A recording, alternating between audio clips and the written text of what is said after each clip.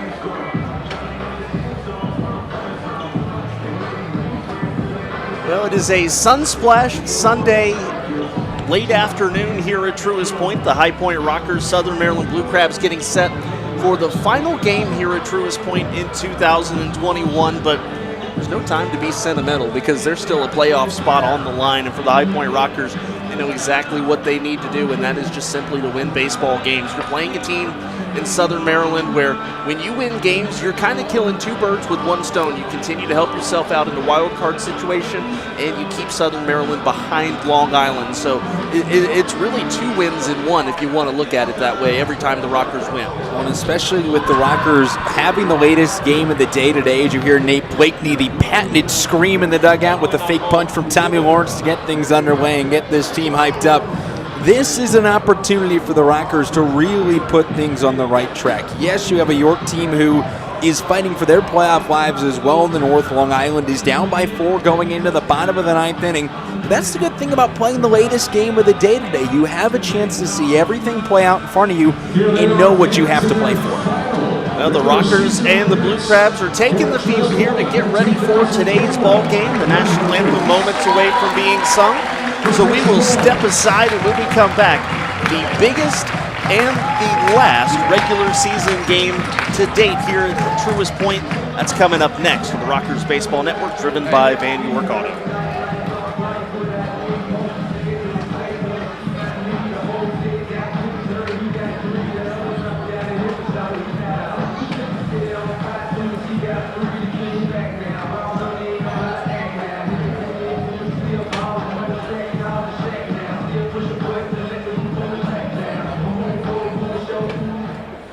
Ladies and gentlemen, at this time, we ask that you please rise and remove your hats as we are America, Ocean Protector. The singing of the Star Spangled Banner, performed today by Marcus Goss.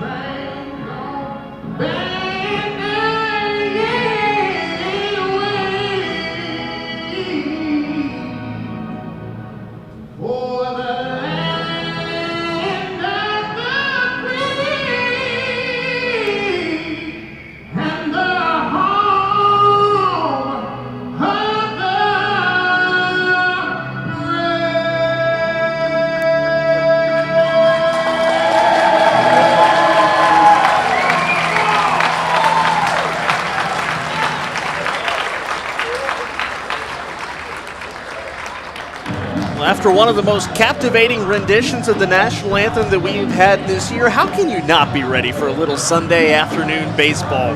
We're sure ready for it here at Truist Point. A big one today between the High Point Rockers and the Southern Maryland Blue Crabs. Good evening, everyone. Kendrick Fruits, Jay McBlake here with you from Truist Point. Rockers are playing game number 60 here at home, the final regular season home game at Truist Point before they hit the road for the final 7 games of the 2021 slate. They have an opportunity to still snag a playoff spot, but you kind of have to have tunnel vision. You can't look too far behind at what's been happening. You can't look ahead too far at what's ahead. You've really got to focus on the task at hand today. We've talked about it the last couple of days. The Rockers need to win, and they need to get some help in the form of the Long Island Ducks being able to hold off both the Blue Crabs and the Revs down the stretch. But it all starts with winning your games, and the Rockers behind Tyler Garko have a good chance today, especially the way Garko's been twirling the strikeout pitch. Especially because the Long Island Ducks are resembling a sinking ship right now. They've really struggled their last couple of days. Rockers aren't getting a lot of help. They're going to have to make their own goodness go through here, and it starts tonight against the Southern Maryland Blue Crabs as the Rockers look to take this series. The lineup for Southern Maryland: Hibbert, Silva, Collier, Rosa, Crosby, Nathans, DeLuca, Trejo, and Howard. Against Tyler Garko, who's making his 4th start as a member of the Rockers. ERA 6.23, 20 strikeouts, 5 walks in 13 innings. The strikeout number is the first thing that pops out at you, but The next thing you look at, for a strikeout pitcher, the walk number is not that bad either. It is very good, and he's someone who likes to find the zone and lives high in the zone. That's why the strikeout number is as high as it is at 5 on the year. But you got to remember, one of his 3 starts was against Gastonia in Caramont Health Park, where he gave up 2 home runs in his first start as a Rocker. Since then, it's been a little bit better. He's faced some teams with some home run pop, but one of those teams that does not have it is Southern Maryland. Especially when you consider the top home run hitter for this Southern Maryland team absent from the starting lineup tonight. Tyler Garko steps on the rubber as Matt Hibbert steps into the right-handed batter's box. And Garko kicks and fires. First pitch on an all-important Sunday evening ball game is a swing and a miss, strike 1. First pitch time today, 5:09 p.m. The weather 79 degrees, partly cloudy, wind out to left at 8 miles an hour. Garko delivers the 0-1 fastball at the knees, called strike, and the count 0-2. As always, tonight's first pitch time and weather is brought to you by Old Dominion Freight Line, ODFL, helping the world keep promises. Hibbert hitting at .260, 3 home runs, 16 batted in. And Garko delivers. It's just off the plate, and the count 1-2. Garko hit 100 pitches in his Rockers debut, only threw 60 the next day, but 96 in his last start. So look at about 6 innings, 100 pitches, probably somewhere in the neighborhood of what we'll see from Garko today. As that one is chopped foul, third base side, and the count remains 1-2. And you mentioned the Rockers bullpen a little while ago, and that's kind of all you need out of your starting pitcher is 6 innings, and then you've got some rested guys in the back of the bullpen ready to go. Well, that's the big thing. They have a lot of guys who haven't pitched in a while. Halbon and Hayes out the back are 2 guys who have been absent. The 2-2 off speed, just fouled off, and the count remains 2-2.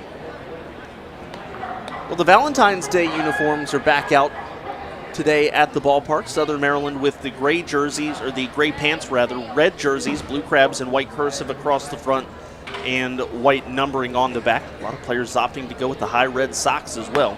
Fastball just below the knees, and the count goes full. The High Point Rockers wearing their breast cancer jerseys today, the white pants and the pink jerseys, Rockers across the front, blue numbering on the back.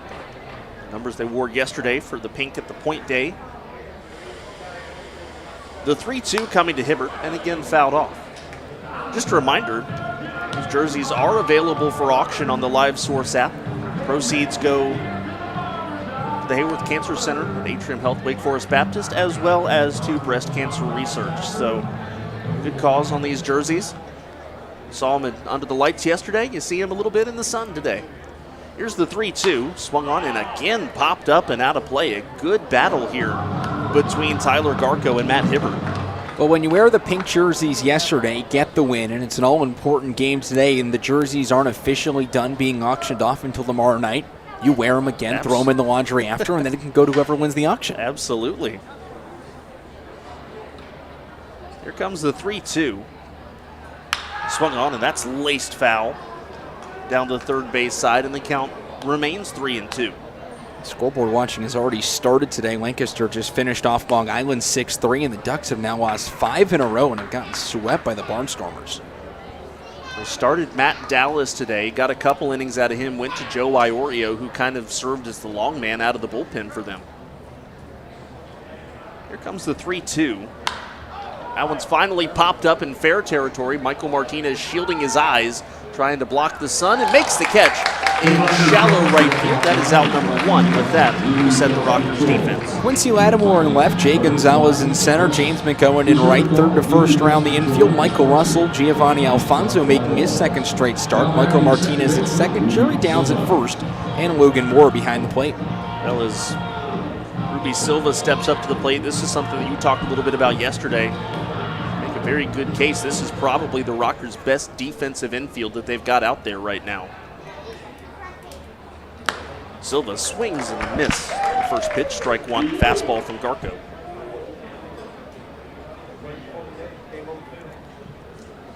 Well, obviously, you mentioned the Long Island game, and we were watching a little bit of the Charleston game earlier as that pitch down low in the count 1-1, which did not go the Rockers' way. Jimmy Paredes, a walk-off home run to win that one. But how about Gastonia and York? That's just been one of the wildest games we have seen in a long time.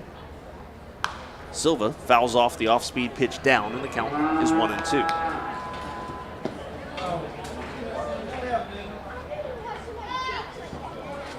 Chase Ingram's just entered that game. York with a 17-14 lead in the bottom of the 6th.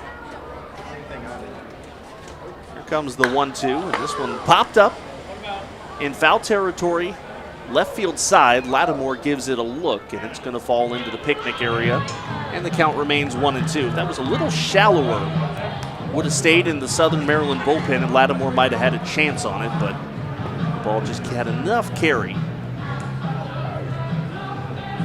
This is kind of troubling for Garko in terms of his pitch count, the fact that he's not been able to put guys away quickly through the first 2 batters today.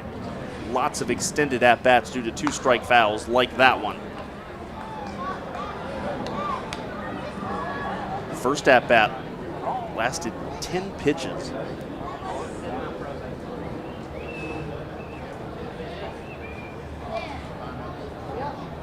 Logan Moore flashes the signs. Garko delivers.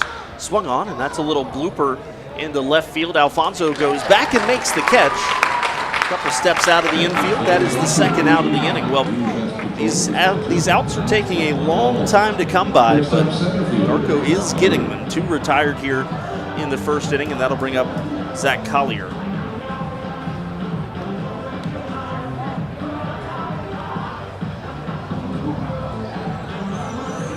Collier hitting at .328, 12 home runs and 50 batted in. Been one of the better hitters on this Southern Maryland team this year. He takes downstairs, ball 1.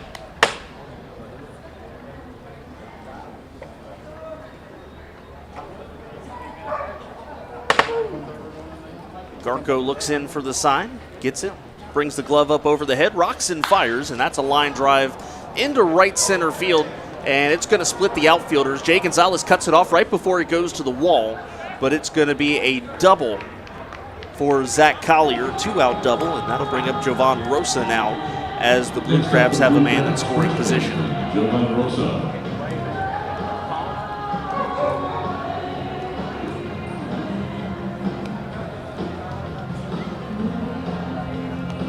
Jovan Rosa is the batter, playing first base today, .238, 4 home runs and 15 batted in.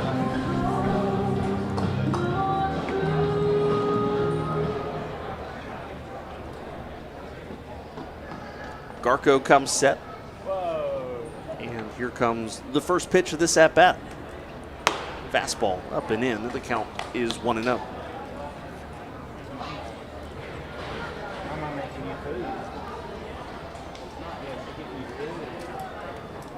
The Rockers were able to score first yesterday. Southern Maryland scored first on Friday. And the team that scored first has won both games of this series so far. That's a line drive right to Alfonso. It's short, makes the catch, and that's the final out of the inning. The 2-out double for Zach Collier doesn't lead to any runs. And we go to the bottom of the first inning scoreless on the Rockers Baseball Network, driven by Van York Auto. The only high the Rocky Horse. Here he comes down the warning track with his best friend Shane in the goal. Put your hands together, cheer the ball, and looking your way on the field.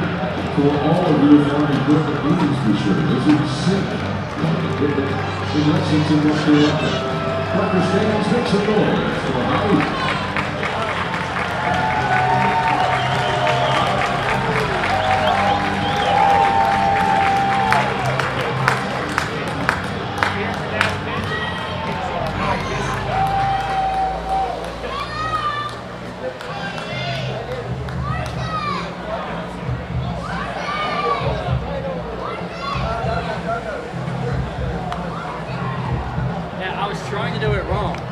Look left, and I was like, I'm gonna look right, just to mess with it. And then I saw you, I was like, I was sitting there thinking about to my left, and then I was like, oh, yeah. I said, hey, Mom, you wave at Mom?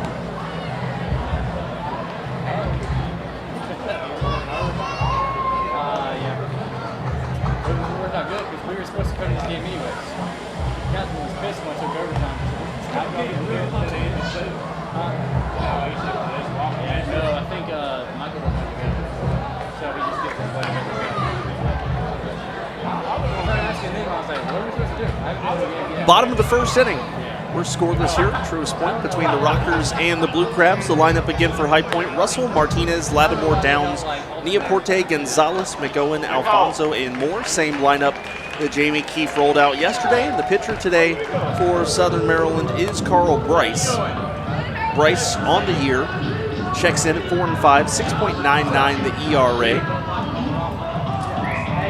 Struck out 58 batters in 67 innings, but also has allowed 57 walks in those 67 innings. Opponents hitting .265 against him. Coming off his last start on the 24th of September at Lancaster, gave up 5 runs in 7 innings while walking 7 and striking out 6. So he's a guy who's got some swing and miss stuff, but usually a little bit of control issues do go along with it for Bryce. The thing with Carl Bryce, though, is he can go deep into ball games. He started 10 games, has been used as both a starter and a reliever. In his last couple of starts, he's been able to go deep despite the fact that he's walked 5, 6, 7 guys a ball game. And the numbers for Bryce have been noticeably better since coming to Southern Maryland. He started the year at Gastonia, was used exclusively as a relief pitcher, and it's made quite a difference once he's become a Southern Maryland Blue Crab, as his first pitch to Michael Russell is strike at the knees, and the count 0-1.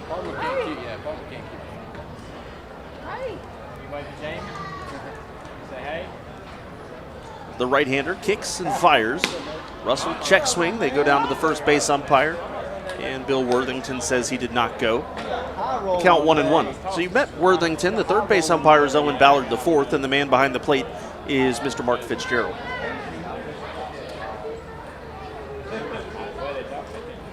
Here comes the pitch. Russell swings, line drive into left field, dropping fast and falls for a base hit in front of Cesar Trejo. And the Rockers have their leadoff man aboard. Let's go ahead and set the Southern Maryland defense. Former Rocker Cesar Trejo starts in left. First time he started in a game since the trade to Southern Maryland. Zach Collier in center. Matt Hibbert in right. Third to first around the infield. Tucker Nathans, Jordan Howard, Ruby Silva. And at first base is Giovanni Rosa. Joe DeLuca behind home plate. First pitch to Michael Martinez, check swing foul, and the count 0-1. And you can see how big a game this is for Southern Maryland in the sense that they've started, and it's, again, we've talked about their issues behind the plate, but they've started the same catcher all 3 days, and usually you don't see that. But they want their best offense out on the field from behind the plate. 0-1 to Martinez. Foul ball up and out of play. Third base side. The count 0-2. You talk about wanting to put your best team on the field. That's why Josh McAdams isn't in the lineup today. We've seen him at third the last couple of games, but Tucker Nathan slots in because McAdams, while the overall stats are good, he's 4 for 20 with 10 strikeouts this week.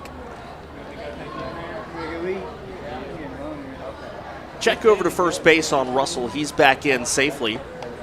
Should note that base hit from Michael Russell is bumped the average back up to 370.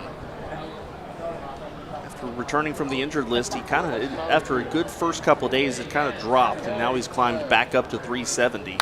Martinez swings, smashes this one down the right field line. That's going to be a fair ball. The one hops the wall.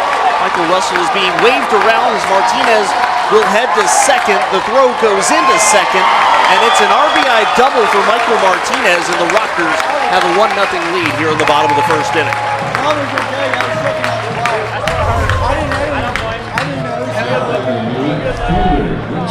Martinez, that's his 30th run batted in this year.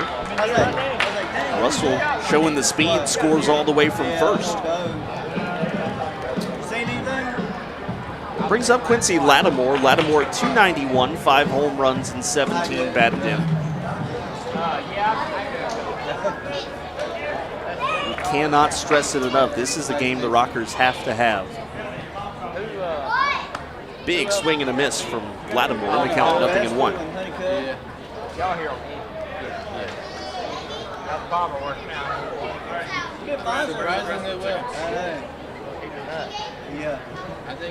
Bryce comes set. Holds the set. Now here comes the 0-1 to Lattimore. Fastball up, and the count 1-1. The tough thing is, when the Rockers beat Southern Maryland last night, with the Ducks also losing, Southern Maryland didn't lose any ground. They're still they're just holding them off at bay right now is kind of what it was doing. As that pitch a strike to Lattimore, count 1-2. And if the Rockers win today, it's kind of what it's going to end up being again. But the thing is while you can't control what York's doing, you can control how Southern Maryland is down the stretch. The 1-2 to Lattimore, swing and a miss, strike 3, and that is the first out of the inning. That'll bring up Jerry Downs.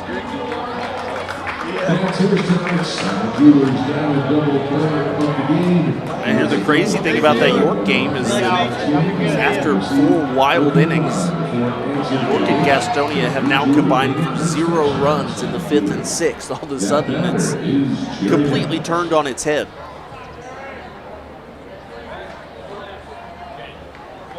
Here's Jerry Downs hitting at .303, 21 home runs, 78 RBIs, and Bryce floats one that misses up and away, and the count is 1-0. Martinez, the runner at second base.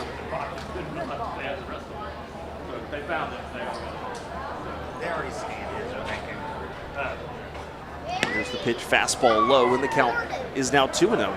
That Gastonia-York game, I was watching at the very beginning of it. It started about right on time at 2 o'clock this afternoon, and they're looking over a 3.5-hour game for 7 innings. That's what happens when there's 35 combined hits. Downs fouls this one off, and the count 2-1. Contrary to popular belief, it's really hard to play a game that ends 14-12 in under like 2 hours.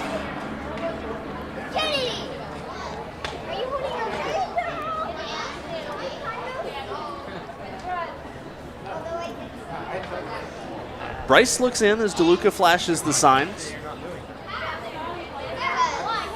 Downs waiting in that box. Runner goes towards third. It's a curveball down and in, no throw. A good take from Jerry Downs and a stolen base for Michael Martinez. For Martinez, that is stolen base number 5. That's 30 in a row now by the Rockers. That's incredible. There's no other way to say that other than it's incredible. It's been 23 days and 30 straight stolen bases since the last time someone got napped. So here's my question. First, the pitch to Downs. It's down low, and that's ball 4. Downs walks, and there's runners at the corners. So here's my question. Darian Sanford may have 75 on the year, but has he gone 30 in a row without being caught? That's the question.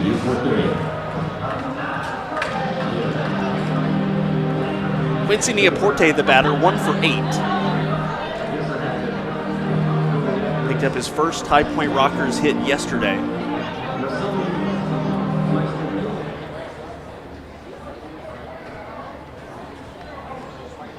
First pitch coming from Bryce with runners at the corners. Downs breaks for second. It's a high fastball. No throw from DeLuca. Stolen base for Jerry Downs, and that is his number 7 of the year, which extends his career high. Make it 31 in a row now. And the answer is no. Darian Sanford has stolen 27 in a row. So it's not as impressive. The 1-0 to Neaporte. Bryce delivers, and Quincy pops it up right field side. Jovan Rosa will make the catch in foul territory. Came charging in and ended up about even with the pitcher's mound, and that retired Neaporte. He falls for 1 for 9 in his Rockers debut, or in his beginning of his Rockers career. Bring up Jay Gonzalez. We saw it yesterday. The Rockers stole 4 bases yesterday, all of them coming early in the ball game. They've already grabbed 2 here in the first inning today. They've already stolen 7 bases this series, and this is a team that has kind of gone on streaks of whether or not they use the run game a lot. It's usually when the hits aren't falling for extra bases, they use it. They've been using it in a good way the past week or so. Got to create some momentum somehow. Against a team like this, that's how you do it. As Gonzalez gets under it and lofts one up in the air to right field. And the catch made there by Matt Hibbert. Final out of the inning, but the Rockers do get 1 on the RBI double from Michael Martinez. And the Rockers take a 1-0 lead as we head to inning number 2 on the Rockers Baseball Network, driven by Van York Auto. Offers students the opportunity to grow and learn in a fun and competitive environment. For more information, visit each school's website and get your child started on the path to success today. Hey Rockers Nation, you have the opportunity to win a piece of the Rockers. The pink jerseys the team wore last night and tonight. For pink at the point, or up for auction through tomorrow night on the Red Source app. The iPlayRockers/auction to finish your day tonight. All right, fans, put your fins up. Get ready to dance. Jimmy Buffett's song Fins. The Fin Camp is brought to you by the Crew and Patio Shop.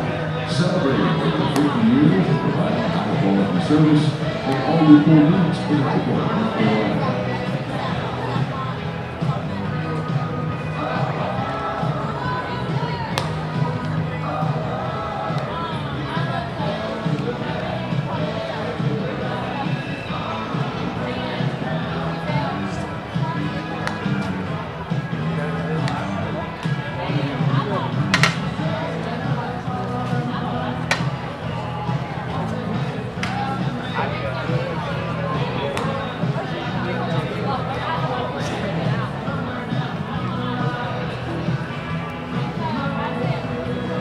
Top of the second inning, Rockers with a 1-0 early lead over Southern Maryland, and kind of similar to what we saw yesterday. You add one here, one there, and eventually it adds up to what was a 6-1 win yesterday. But the big thing for the Rockers, especially against this lineup in Southern Maryland, you can't be content with 1 or 2. You do need to get a little extra cushion, but for the time being, it gives Tyler Garko a little bit to work with. 5, 6, and 7 coming up here for the Blue Crabs. Crosby, Nathans, and DeLuca. And Garko's first pitch, fastball, that's inside, count 1-0. Tyler Garko in the first inning, because of all those foul balls, did throw 20 pitches. 10 of those in the first at-bat to Matt Hibbert. Pitch inside, and the count 2-0.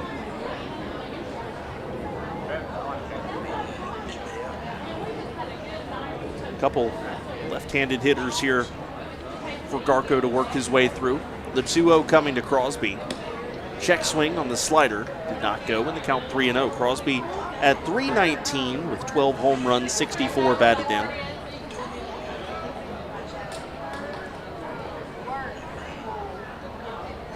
I'm going to say that he did go on that one. The count is 2-1. Swing and a miss there, and the count 2-2.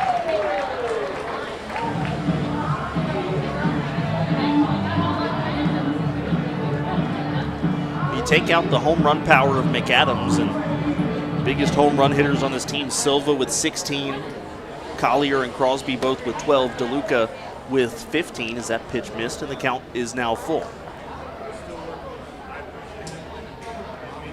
Interesting quirk on the Rockers side of things too. Jerry Downs, the only one of 5 Rockers in double digits in the home run column that's in the lineup, as that pitch was popped up out of play. Cardullo and Field obviously inactive. Mitchell and Levy not in the lineup today.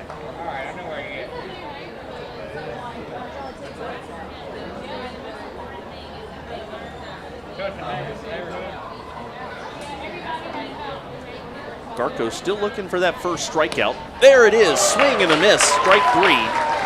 Retires Crosby to start the second inning. Guess all we had to do was just say that. Brings up Tucker Nathans. Nathans hitting at .217, a home run, 5 batted in. You will all receive 1 free small drink coffee at the Bean Espresso. Well, as is customary with a 5 o'clock start here at Truist Point, shadows are going to play an issue early on. First pitch, fastball away, and the count 1-0. The plate is in shadow. In fact, the baselines are going down to the end of the infield dirt, all the way down the third baseline and all the way down the first baseline, extending into right field. That pitch got under it to Nathan's high fly ball into right field. Going back is McOwen, and it's gone. Tucker Nathan's second home run of the year for him. Ties this ball game up at 1. Well, you're talking about, maybe some of the counting stats for Josh McAdams look better than Tucker Nathan's, but Nathan's solo home run there ties this game at 1.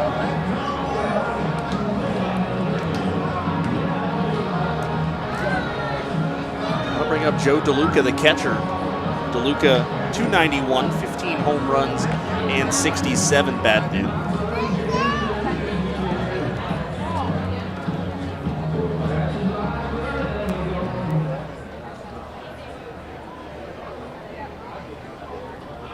Here comes the pitch.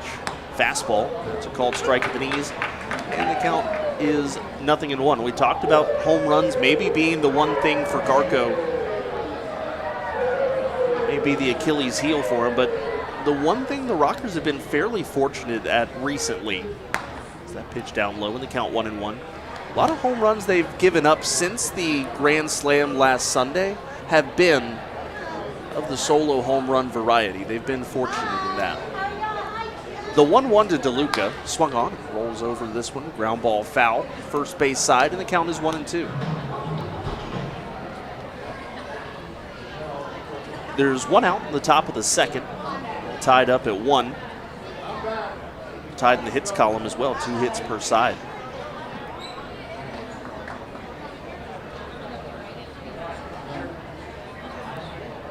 Garko kicks and fires. Here's the pitch. That's down and away. Tried to get DeLuca to chase. He did not. And the count 2-2. A little bit of news from Pennsylvania. The Rebs win 17-16 in a 7-inning baseball game, surprisingly, and are now a half game behind the Ducks for first. That's a line drive into right field. Base hit off the bat of DeLuca. Runner at first base and an out on the scoreboard for the former High Point Rocker Cesar Trejo. We know how dangerous Trejo can be. Good thing here is he's not leading off a ball game. That's true. That takes away some of his powers, right? 274 the average, 9 home runs, 40 batted in.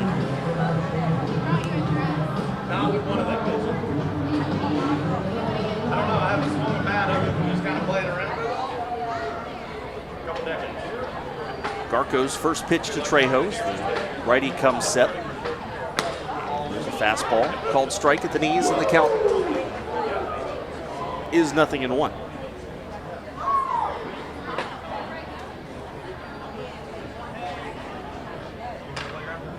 Runner at first base is DeLuca. And here comes the 0-1 off speed. Trejo up and under it. Flies it out of play right field side, and the count 0-2.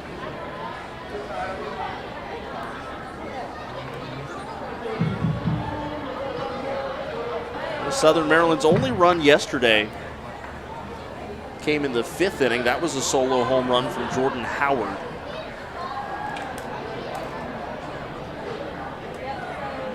Solo home runs have kind of been the order of business. There's a fastball, just up and in the count 1-2.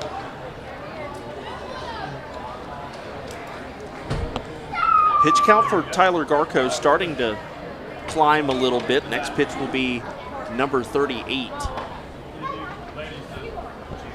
Again, just one out in the second inning. The righty peeks in, delivers. That pitch again fouled off. And that's been the problem for Garko tonight. 2 strike counts on batters and not being able to put them away until 3 or 4 pitches later.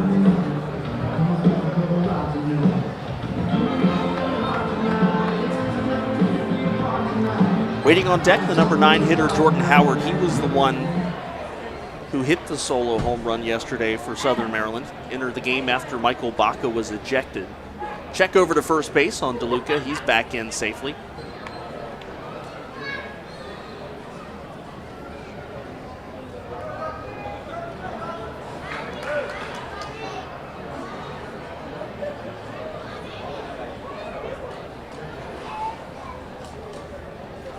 And Garko comes set. Here comes the 1-2 to Trejo.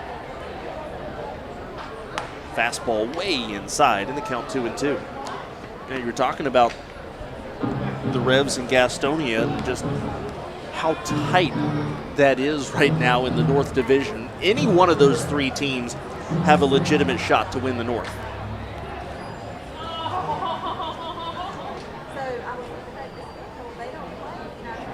That pitch fouled off, straight back, and the count stays 2-2. And actually, when you look at it, you really technically can't count out Lancaster either. I mean, it's crazy. Lancaster's now 3.5 back with their win today. This is also setting up a situation that might end up being like what happened in the Liberty Division in the first half in 2019, where the team who wins the half is under 500, which is the Sugar Land Skeeters were at 34-36. Here comes the 2-2 to Trejo. Off-speed low, tried to get him to chase. He did not, and the count goes full. We're talking about how the Rockers' 4-game set at Lancaster could end up being huge for High Point. Could be huge for the Barnstormers as well, depending on how the next week plays itself out.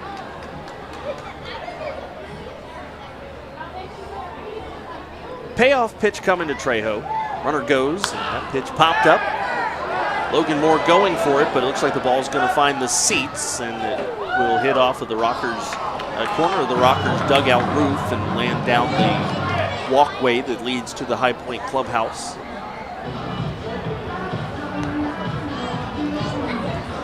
It's one of the best Sunday crowds we've had tonight, or had this year. I think people obviously are well aware of what's at stake and the fact that this is the last regular season home game. And while we certainly hope there's more baseball to be played at Truist Point this year, it is not a guarantee. Another 3-2 coming to Trejo. Fouls another one off. This is yet another lengthy at-bat where the next pitch will be number 10. This is the tough thing for Garko. The Blue Crabs are not a team who is as free swinging as some of the teams he's faced, like the Barnstormers, like the Revs, like the Honey Hunters. They're a team that likes to battle and likes to put the ball in play, and Garko's just struggling to find misses. Unlike Jason Manzueta, who could hit 94 and get that extra oomph to get those swings and misses, Garko's topping out in the upper 80s. We'll do it again, another 3-2. That one's lined into center field. It'll get down for a base hit. Trejo wins the battle, and racing to third base is DeLuca. So runners at the corners now for Southern Maryland. We have Jordan Howard.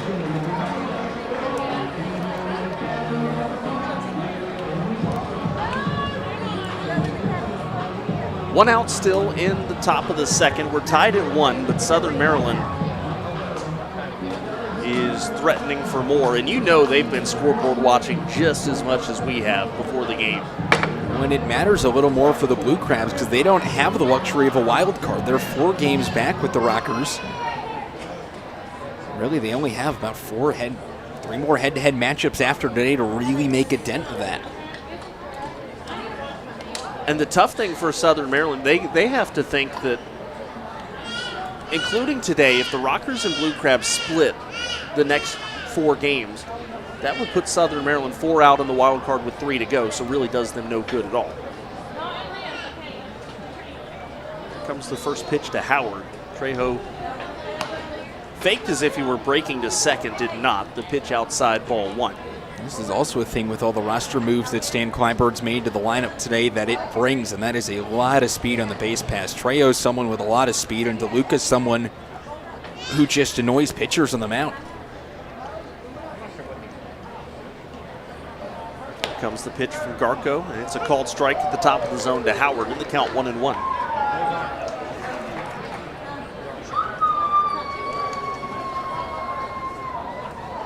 Joe DeLuca and Logan Moore, both pretty tall for catchers, 6'3".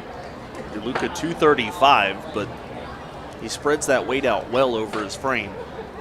Here comes the pitch, swung on, popped up into shallow left field. Lattimore comes in, may not be deep enough to move DeLuca. Lattimore makes the catch, DeLuca tags. Here comes the throw home, it's airmailed, and it actually hits DeLuca as he slides in. He is safe at the plate. And it's a 2-1 Southern Maryland lead now with 2 outs in the second inning. That takes us back to the top of the order now. Batting is Matt Hibbert. For Howard, RBI number 26. Cesar Trejo stayed at first. We go back around to the top of the lineup, and it's Matt Hibbert.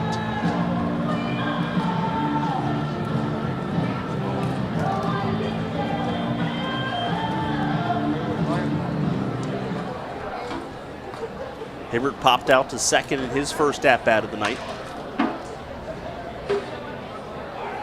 As the pitch runner goes, the throw down from Logan Moore was in time, but it was to the wrong side of the bag and trickles into the outfield. Jay Gonzalez there to back it up. It's a quick throw from Logan Moore, but went to the third base side of second. It's a stolen base for Cesar Trejo, which for him is his 18th of the year. He's 18 out of 20.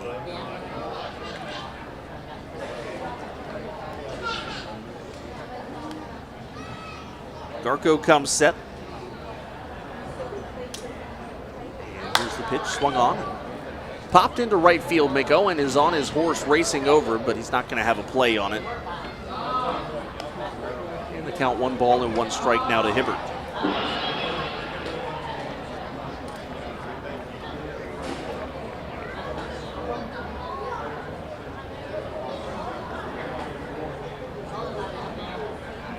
Trejo actually made it a good way around the base paths. Took quite a while to get back to second. It's a ball and a strike to Matt Hibbert. Big lead for Trejo, dancing around off second. Fastball there is high, and the count 2-1.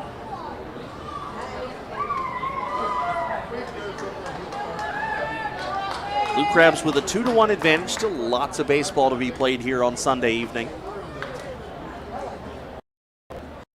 Garco has hit a towering pop-up into right field. McOwen comes in, makes the catch, and that's the final out of the inning. But 2 Southern Maryland runs come in and score. Solo home run from Tucker Nathans, and Joe DeLuca came in and scored on Jordan Howard's sacrifice fly. And the Blue Crabs take a 2-1 lead to the bottom of the second on the Rockers Baseball Network, driven by Van York Auto. Hey Rockers Nation, turn your attention to the third base side of the field, where some special fans will bow each other in musical cheers. Let's slow down to Steven and tonight's contestants. Thanks, Tom. I'm down here on the third base line with Stetson, Keegan, Corey, and Jamie, and they are already getting warmed up. I guess we can get this music started right now. So our boys play Tuesday night? Oh, Corey, I'm sorry. Maybe next time. All right, we're getting rolling again. All right, Rockers fans, make some noise for our contestants today. We're going this way. Come on now. Awesome focus. Oh, Stetson. Thanks for playing, buddy. Stetson's on Team Crocs. But Keegan's still got to go. Go ahead, guys. Keegan versus Jamie. Oh, Jamie's our winner. Congratulations, Jamie. You are the Blue Ridge Musical Chairs champion here at Truist Point. And you are going home with some Rockers bucks.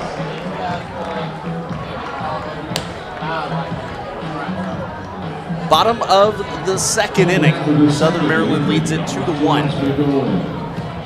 And for the Rockers, the bottom 3 of the lineup, McOwen, Alfonso, and Moore coming up. And for the Blue Crabs, so far today, 2 runs on 4 hits, no errors for High Point, 1 run and 2 hits in their first inning of offense. Now they're coming up for round number 2.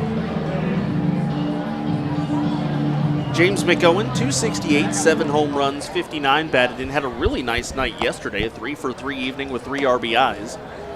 Takes a high fastball there, 1-0.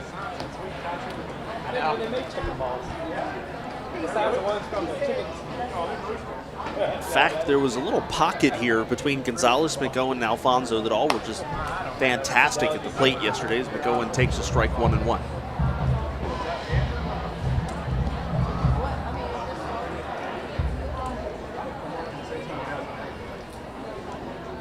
Bryce delivers, spikes that one down in the dirt. Easy take for McOwen. 2 balls and a strike now.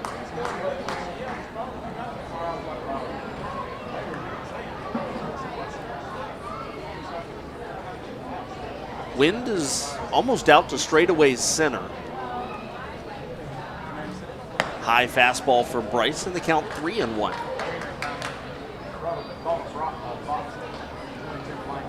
Wind has kind of changed as the summer has gone on. It felt like in July and June it was mostly out towards left field, but really once we got into the fall season, going swings and misses on the high fastball, count goes full.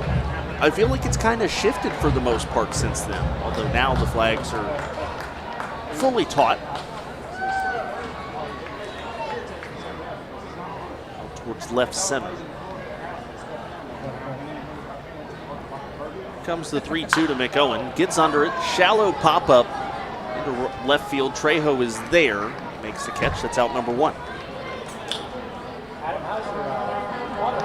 We get your Wake Forest Baptist Health injury report. Mitch Atkins continues to be on the injured list. Nothing else to report at this time.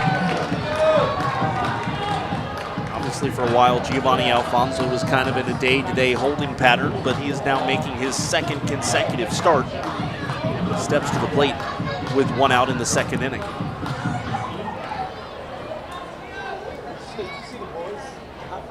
First pitch from Bryce to Alfonso. It's a fastball, and it's a late called strike from home plate umpire Mark Fitzgerald.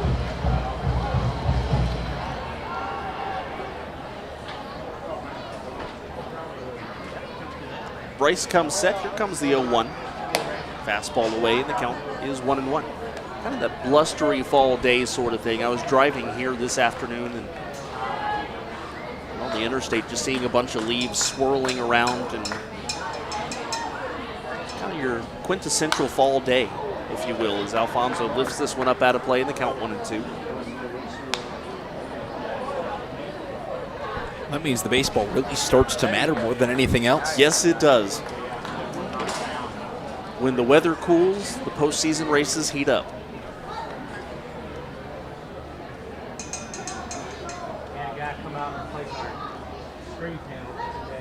Comes the 1-2. That's down and away. The count 2-2. Carl Bryce going with the high stirrup look today. Blue Crabs with the black hats. Same uniform combination for Southern Maryland all 3 games in this series. Alfonso tips it foul off of DeLuca. And a nice one-handed snag by Logan Moore in the on-deck circle. And it wasn't even his catching hand. It was his throwing hand he makes the catch.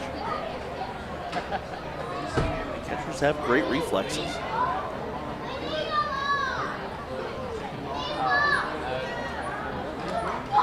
Pitcher's mound is now in the shade, although right in front of the plate is in the sunlight, so the ball goes through a really late transition on the way to the strike zone. Alfonso swings and misses strike 3. That's out number 2 here in the 2nd inning.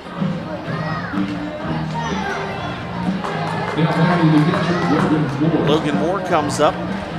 Looks like he's got a pretty fresh haircut. I wonder if Gio did that one.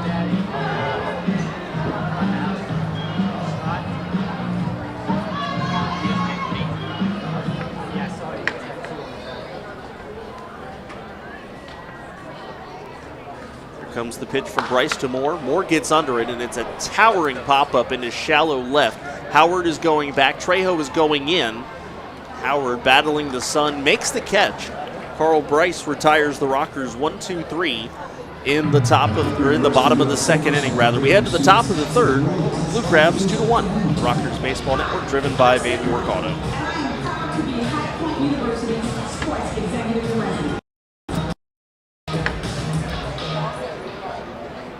Hey fans, did you hear that you can secure your 2022 Rockers season tickets? $100 deposit. That's right, for only a $100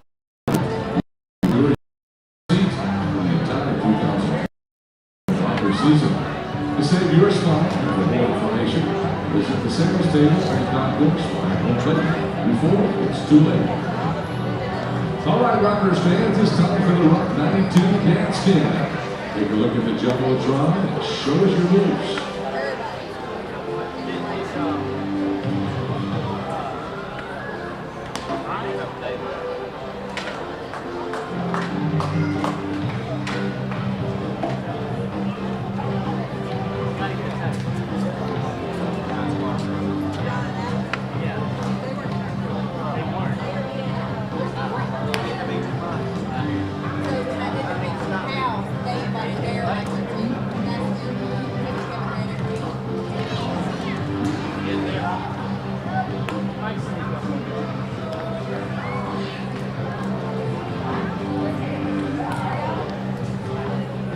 Top of the third inning, Southern Maryland with a 2-1 advantage over the High Point Rockers. Javen Blake here with you from Truist Point.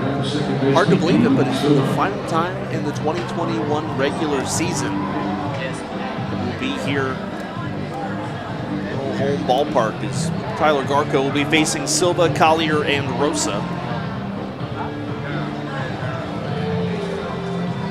High Point Rockers really would not like to have the distinction of missing the playoffs with potentially the best record in the Atlantic League overall, as that pitch upstairs and the count 1-0 to Silva. Got a little bit of work still to do for him. It's the 1-0 to Silva. That's out and away, and the count is 2-0. Rockers currently the second best record in the Atlantic League. 2.5 behind the Ducks overall. 2-0 is a high pop-up in center field. Gonzalez got a late break on it. That's going to be a tough play, but he flags it down full speed ahead into the left center field alleyway. What a play from Jay Gonzalez. That ball was a solid 2 Mississippi into the air before he broke that way. It almost looked he didn't see it at first, but makes a great play, and that's out number 1. Time for a check of the Atlantic League scoreboard, brought to you by Ginny Mara Cruise Planners. Dirty Birds walking off on the Legends, 8-5 the final. Jimmy Paredes, the game-winning shot. Lancaster over Long Island, 6-3 in game 1 of a doubleheader. Gastonia loses to York, 17-16. First pitch fastball to Zach Collier. That's a called strike, and the count 0-1. Collier today 1 for 1 with a double.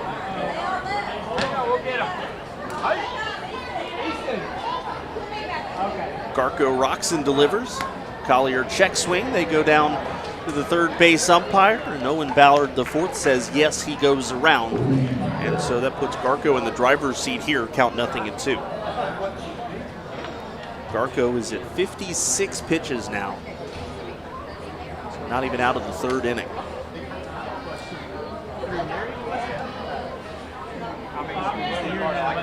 Timeout called by Collier. Threw 20 in the first inning, threw 34 in the second. Here comes the 0-2. Swing and a miss, strike 3. Down goes Collier. Second strikeout of the ball game for Garko. Second out of the third inning, and that'll bring up Jovan Rosa. Well, Garko in his first 3 starts for the Rockers, the strikeout per 9 ratio was nice, 13.8. This one a little bit down, but you mentioned it earlier. This is not a team, even though Collier did it there, that chases a whole lot. First pitch to Rosa, high fastball, the count 1-0. He also hasn't been able to get that high strike today on the fastball, and that's usually his bread and butter.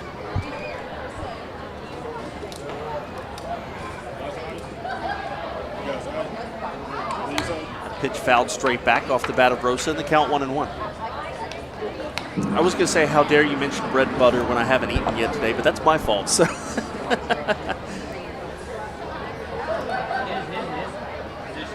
a ball and a strike to Rosa. And Garko delivers off speed low, tries to get Rosa to chase. He does not.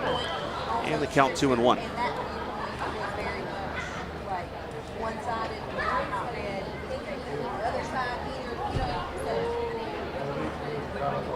Jovan Rosa is a guy that's been around a while.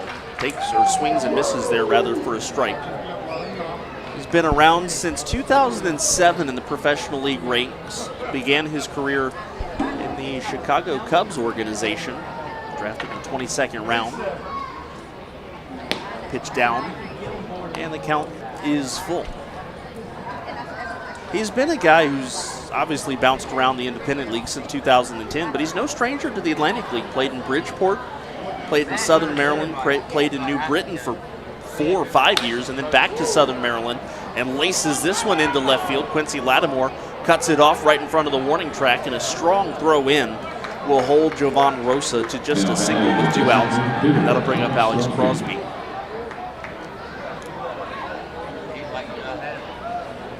Action already up in the High Point bullpen.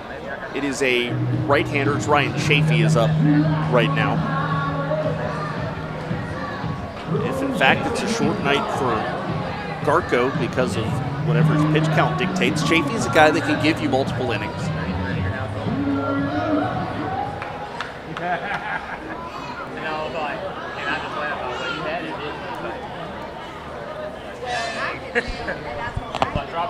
There's also another factor that comes into play. His first pitch to Crosby.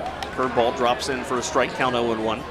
When you get to these meaningful must-win games, pitchers just normally have a shorter leash as well, and that could also be something that Jamie Keith's keeping an eye on. First sign of trouble, go to the next guy up.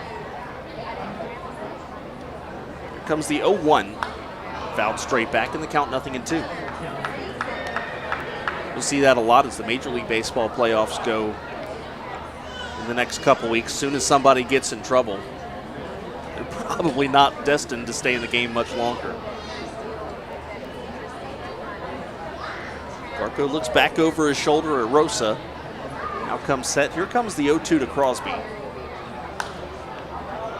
Pops that one up out of play. Count stays 0-2. Was probably a ball that Crosby just fouled off.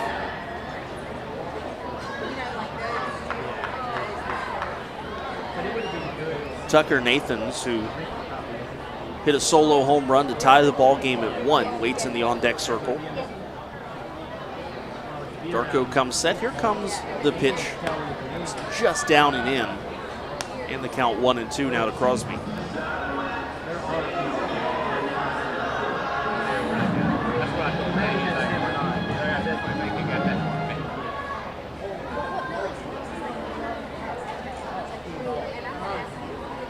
1-2. This one stays outside. Count 2 balls and 2 strikes now. Darko's pitch count continues to climb, now approaching the 70 mark.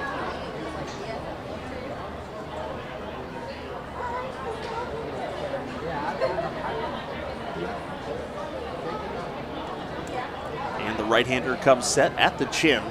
Runner goes. Here comes the pitch, lined into right field. McGowan, though, is there. Only had to take a couple of steps. Makes the catch, throws the ball into the band, almost went down the tuba, and we head to the bottom of the third. Blue Crabs don't score, and they take a 2-1 lead into the bottom of the third. The Rockers Baseball Network, driven by Van York Auto. Thanks, Tom and fans. You heard that right. It's now time for the Colt Mascot Race. Our first contestant is 7-year-old Lawson from just down the road, the barbecue capital of Lexington, North Carolina. And our second contestant is everybody's favorite mascot, Mike. Now, if I were a gambling man, I might have to talk to my main man Jordan, see what he has to think about it. But I'd like you to take a look to your left and to your right. Gamblers, go ahead and place your bets, because we are starting this race in 3, 2, 1, go! Oh wow, Lawson really taking off there, heading towards second base. Mike's right on his heels, but Lawson seems like he's really making some moves here. On the base, and to first base. Congratulations, Lawson. You're Lawson is one time out, and you're going home with some record books. Mike, now you never. Maybe next time. Proud of its 50-year history in High Point, Colt is a leading manufacturer of upholstery and mattress fabrics. Their newest innovations, Live Smart, Evolve, upholstery fabric, and Chill Sense mattress fabric, have kept over 63 million. Bottom of the third inning, the Southern Maryland Blue Crabs with a 2-1 lead over the High Point Rockers. Kendrick Fruitshaven Blake here with you as we are almost a third of the way through the home finale of the 2021 regular season. In a way, and this has been a conversation that's gone around different folks in the front office recently, as Michael Russell, the top of the lineup, lead things off here for the Rockers. It kind of has a similar feel to 2019 in the sense of High Point really went into the last week just struggling, and the bats all of a sudden went cold, and it really took them until the next to last day of the regular season to get their postseason spot locked up for the year. And although we've seen some signs of life from the offense yesterday and today, it kind of feels like it's going down to that last weekend for the second year in a row as Russell takes ball 1. It's going to be entertaining, that's for sure. And that's what you want to end the year. So many different playoff races. It keeps it fun, keeps it exciting, and keeps it meaningful. You know, 2 teams are locked in. That pitch a strike, and the count is 1-1. Obviously, Lexington and Long Island. The only team who has been mathematically eliminated from every postseason scenario is Gastonia. Russell pops this one up. Right side of the infield. Now drifting into the outfield goes Ruby Silva.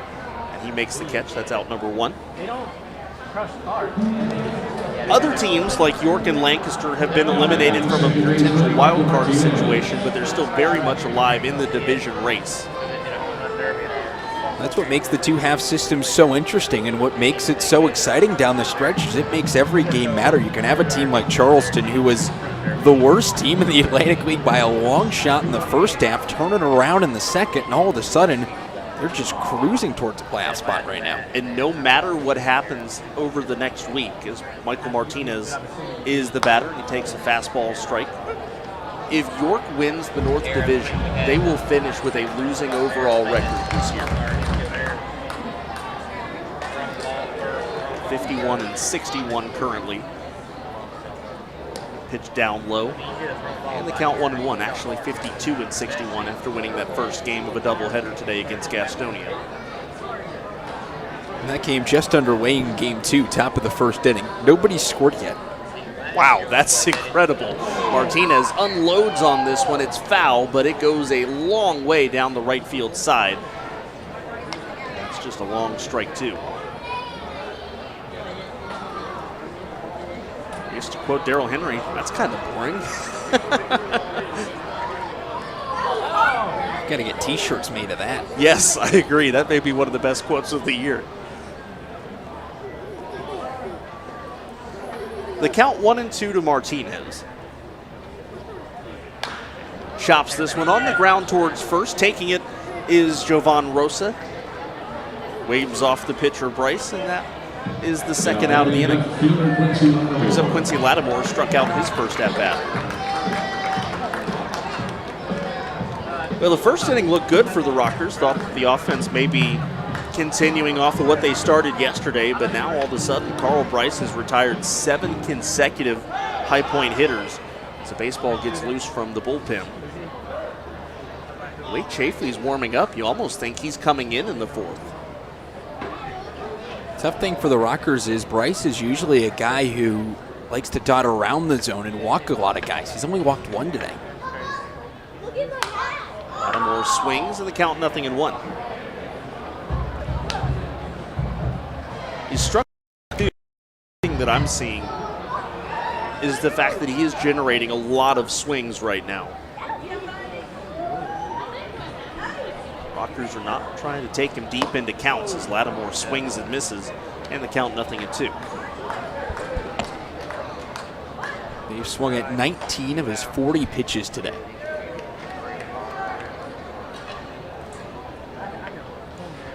Whatever he's got on him, it's just enough to deceive high point hitters. Off-speed pitch just missed inside there to Lattimore, and the count 1-2. Waiting on deck is Jerry Downs if he gets an opportunity this half inning. Bryce delivers the 1-2. Lattimore lines it right back up the middle. There's a base hit. A 2-out single for Quincy Lattimore. And the inning continues for Jerry Downs, who walked and stole second in the first inning. Jerry Downs.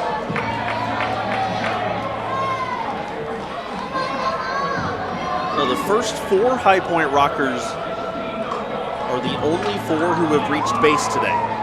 Russell with a hit, Martinez with a hit, Lattimore with a hit, and Downs with a walk. Bottom of the lineup have combined to go 0 for 5. Downs takes fastball, that's a called strike, and the count 0-1.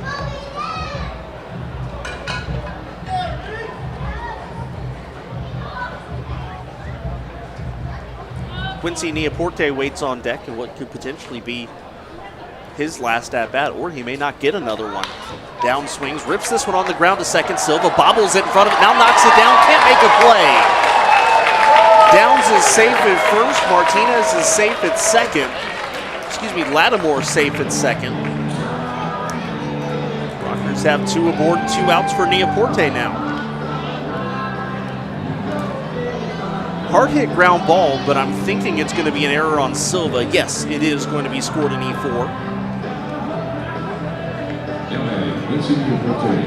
That'll bring up Quincy Neaporte, 1 for 9 with an RBI in a High Point uniform.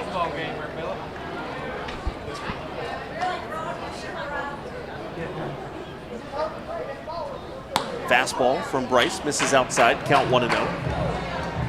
I like the old school look for Neaporte without the batting gloves.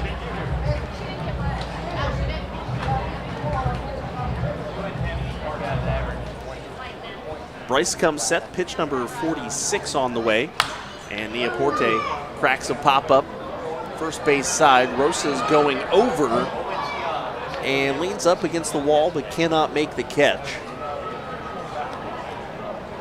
So the count is 1-1.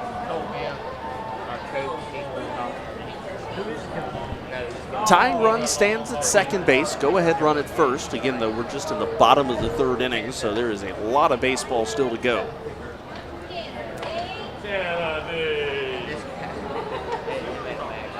Neaporte swings, line drive into left center field. That's going to split the outfielders. Jerry Downs comes around. He's going to score. Jamie Keefe is, excuse me, that was Lattimore. They're waving around Downs now. There is no throw. And it's a 2-run double for Quincy Neaporte. Rockers take a 3-2 lead. And how about it for Quincy? He got his first Rockers hit yesterday and perhaps his biggest Rockers hit today.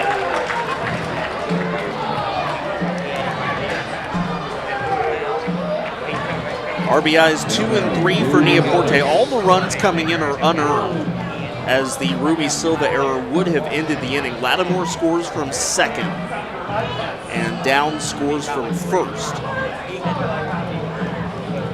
To bring up Jay Gonzalez. That kind of changes the mood here a little bit all of a sudden. Obviously, this game is looking like one that may be of the old back and forth variety, but at least for the moment, things looking up for the home team. Bryce steps off the mound, looks Neaporte back to second. Neaporte kind of stumbles back in. There was no defender there to cover for a pickoff throw.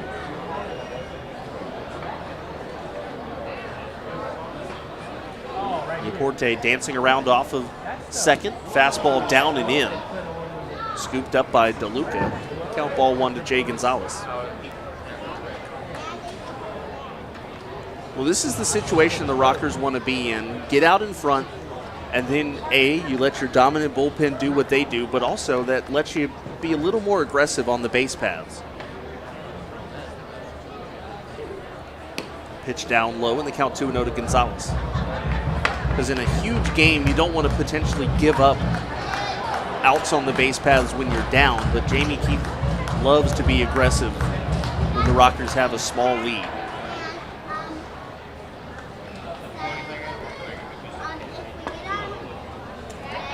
The 2-0 coming to Gonzalez. Fastball, that's inside. And he's worked the count to 3-0 now. James McOwen waits on deck. The second consecutive left-handed hitter.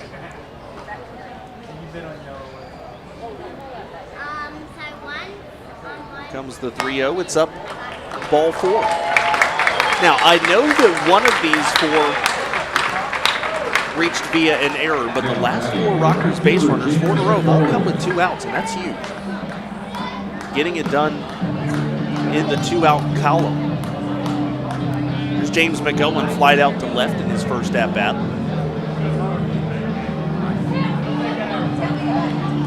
McGowan sitting at 59 runs batted in. Would love to get to a nice round 60. Be Neaporte at second base.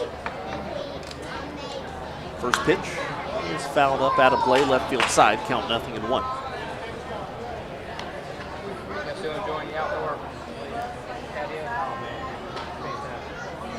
Rockers scored in the first. Southern Maryland scored twice in the second. Rockers add 2 in the third so far.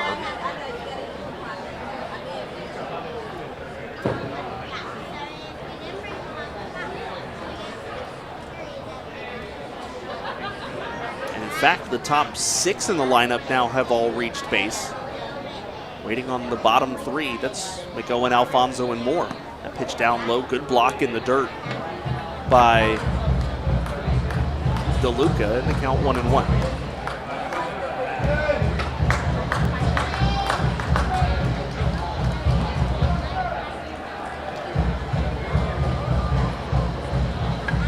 McOwen a wide stance in the left-handed box.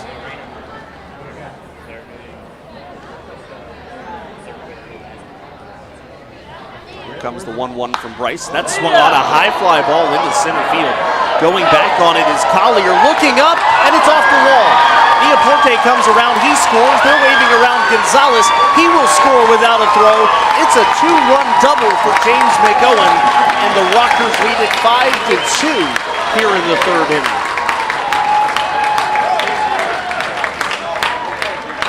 Well, McOwen completely bypasses 60 RBIs on his way to 61.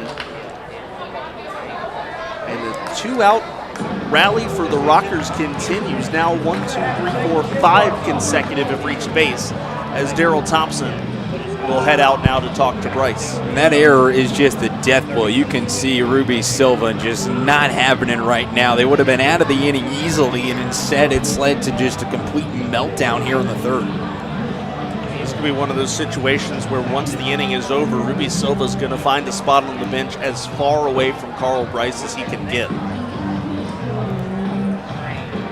Home plate umpire Mark Fitzgerald going up to break out the conference. So Giovanni Alfonso, who struck out in his first at-bat today.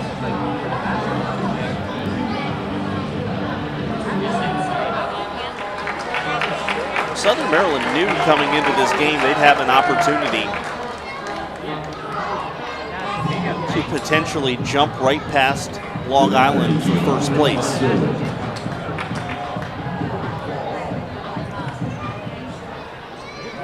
Now they're going to have a little work cut out for them as we approach the middle stages of this ball game. First pitch to Alfonso takes a fastball just below the knees, and the count is 1-0.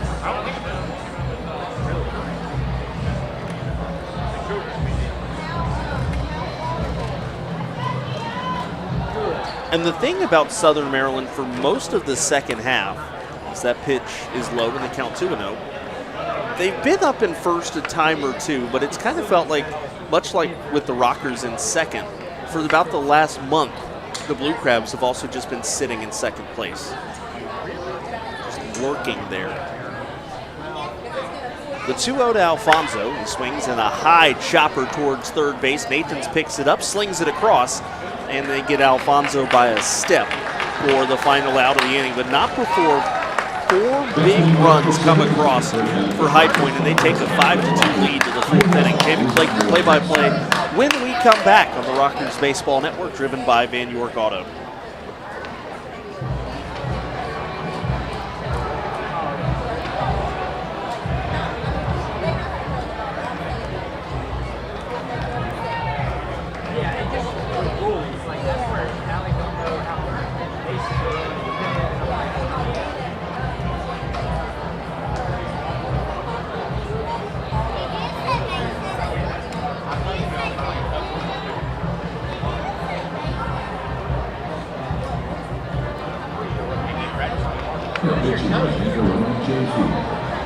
This part of the ball game is sponsored by Cricket Wireless, Warden Park, and Cricket Safe, your cricket service today.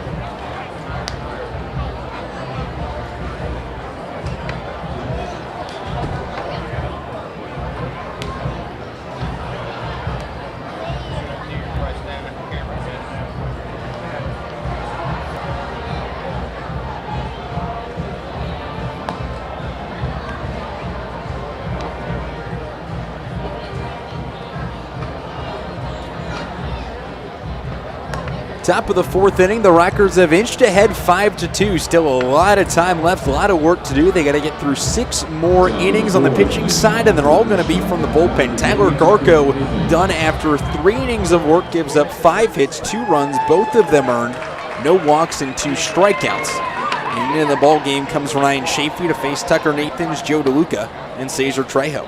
Chafee's been a workhorse this year, 3-1, 4.98 the ERA, and a team high 42 appearances, 41 walks, 63 strikeouts in 47 innings. Nathan's in from the left side against the righty Chafee. First pitch, fastball misses inside, count goes to 1-0. Nathan smashed his first hit in about 3 weeks. Back in the second inning in his first at-bat, it was his second homer of the year.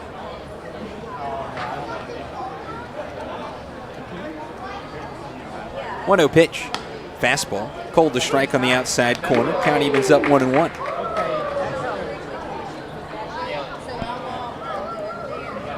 It has been a wild one here early. 1-1 pitch, fastball, misses on the outside corner of the lefty. Count goes to 2-1.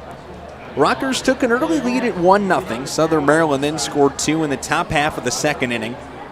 The Rockers just exploded for 4 in the bottom half of the third. 2-1 pitch, swing and a line drive right past the glove of Martinez into right. That's a base hit for Nathans. He's 2 for 2 today. Brings up Joe DeLuca. You were talking about the way that McAdams has struggled so much recently. Looks like Stan Clyburn's pushing the right buttons here by giving Nathans the start today. So far, the 2 new guys to the lineup, Tucker Nathans and Cesar Trejo, are 3 for 3 with their first 3 plate appearances. Brings up Joe DeLuca, switch hitter up from the right side. Up from the left side against Chafee. 1 for 1 today, singled in the right, back in the second. The pitch, fastball misses high and away. Count goes to 1-0.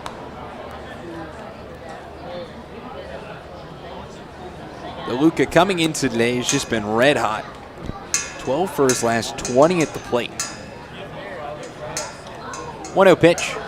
Fastball misses. A late called strike. Pitch that just barely got the top outside part of the plate. Count evens up 1-1.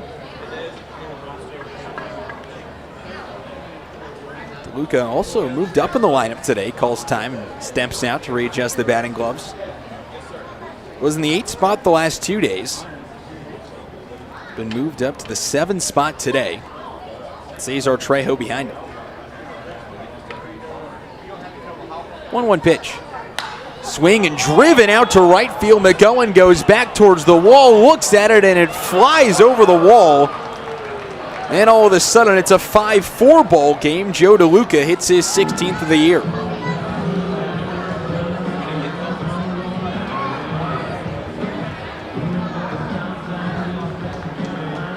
Nathans crosses home, DeLuca right behind him.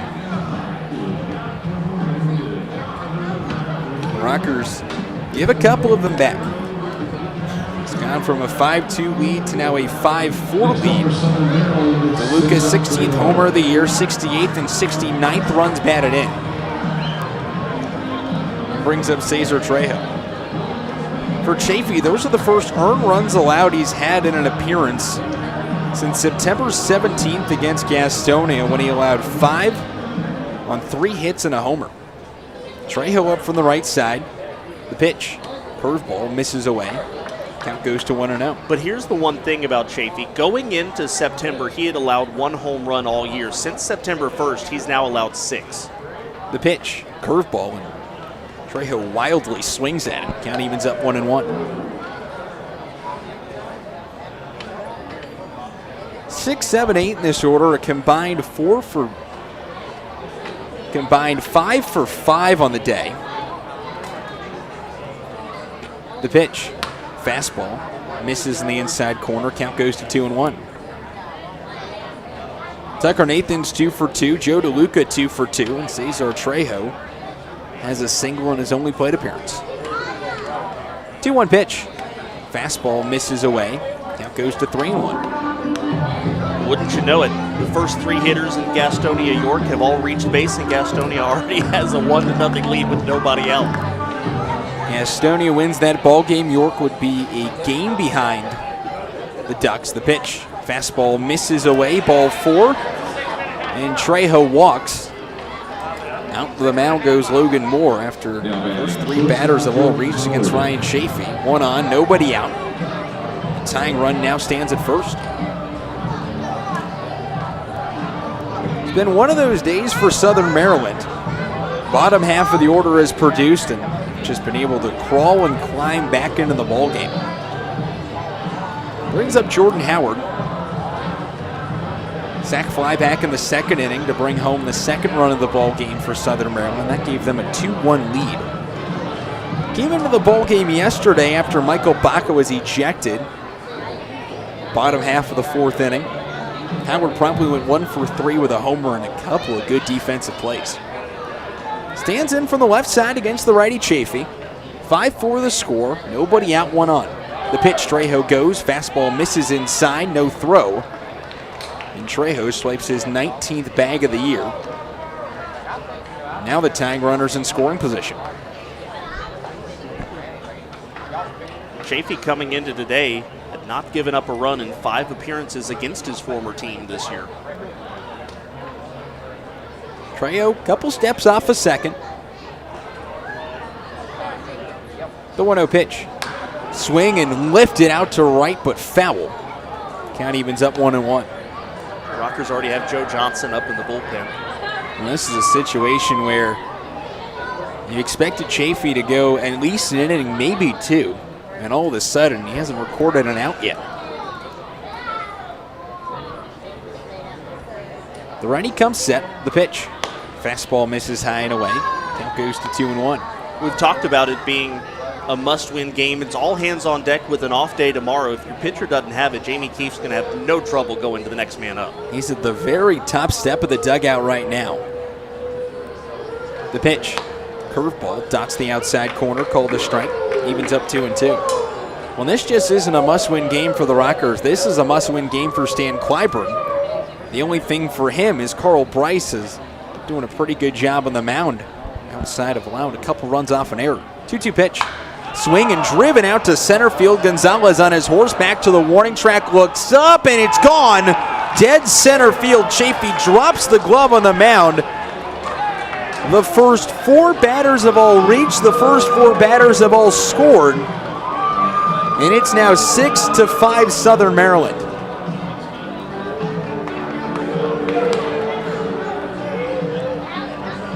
Sit at the top of the inning. The Rockers an inch ahead, but there's a long way to go in this, and they got to get the bullpen up in a hurry. For Howard, his 7th home run of the year, 2nd of the series, 26th and 27th runs batted in. That's going to be the end of the road for Ryan Chafee. He faces 4 batters, all 4 of them score. And into the ball game comes Joe Johnson when we return. This game's been flipped on its head. The 3rd lead change of the day. Nobody on, nobody out. Blue Crabs lead at 6-5. We're back after this. And the Rockers Baseball Network, driven by Van York Auto.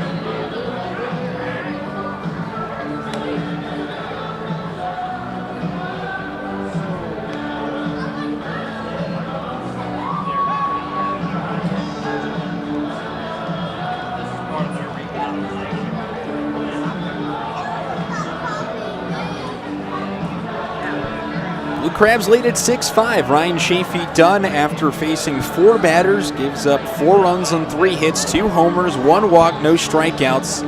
Throws 17 pitches, and into the ball game comes the rookie Joe Johnson. Johnson's been one of the biggest surprises this year. 3-0, 4.80 the ERA in 34 games. Back to the top of the order with nobody out. First pitch, swing and lifted foul behind home plate. Count goes to 0-1. He's walked 12, struck out 25, and opponents only hitting .239 against him, and we've seen him get more and more use as the year's gone on in high leverage situations. Hibbert 0 for 2 today, up from the right side. Popped out to short, flew out to left. The 0-1 pitch.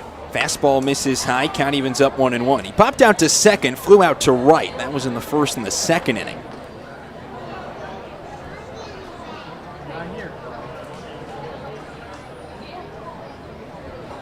Johnson from the stretch, the pitch. Swing and a miss, way ahead of a fastball was Hibbert. Count goes to 1-2. Johnson's been using a couple of past week to just get out of innings. 1-2 pitch, fastball. Cold, strike 3 in the inside corner, and the Rockers get a much needed out. First down of the inning brings up Ruby Silva. And while the bottom of the order has been getting things done, it's been a little lacking in offense in the top half. Silva 0 for 2 today. Top 5 in this order, only has 2 hits. First pitch, curveball, swing, and a line drive. Backhanded by Martinez in the hole, turns around, throws to first, pulls downs off the bag. And for the second straight day, Martinez almost makes a miraculous play at second. But both times pulls downs off the bag. That brings up Zach Collier with a man on and 1 out. Single for Ruby Silva. First hit of the day, extends the hit streak to 9 in a row. Brings Collier double in the first, struck out in the third.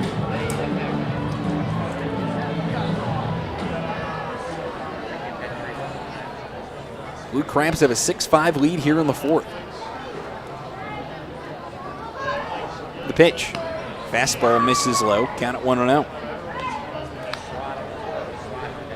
Collier's just been on a tear this week.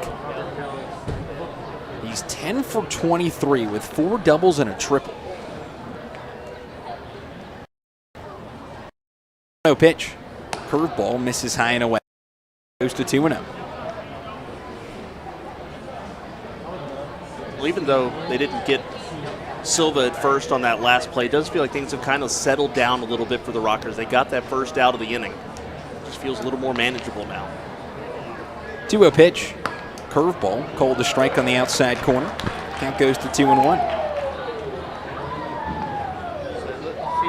Rockers scored 1 in the first. Blue Crabs scored 2 in the second to take the lead. Then the Rockers took the lead in the third with 4. Now Southern Maryland has taken the lead with 4 here in the fourth. 2-1 pitch. Swing and dribbled foul first base side. Count evens up 2-2.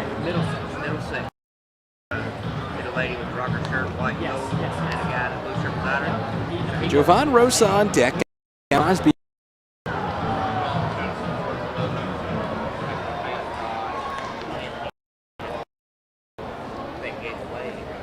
The ready, comes set. 2-2 pitch. Bike box it up a good. That was about 3 feet short. Count goes full at 3-2. Well, there's a reason why Logan Moore's behind the plate the last 2 days, even though he's hitting just 178 in the year. It's that sort of defense. It's probably one of the harder pitches to block. Payoff pitch, runner goes. Swing and a miss, strike 3 to throw to second on a hop to Alfonso, not in time. Just dribbles out of the glove. Collier strikes out for the second time today. Silva swipes second. For Silva, that's his 10th stolen base of the year. On the active roster to reach the 10 stolen base mark. Brings up the righty Joe. 2 out, Silva on second. Blue Crabs up 6-5. The pitch, curveball, a little check swing. They say he goes. Count goes to 0-1.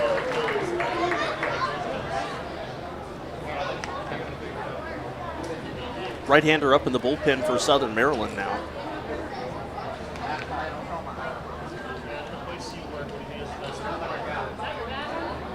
The 1 pitch to the lefty. Swing and wave through it. Count goes to 0-2.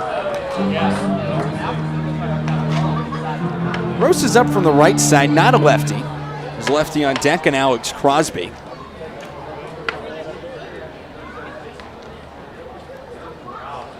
(0-2) the count with 2 outs. The pitch, swing and popped up, out of play behind home plate. Count stays 0-2.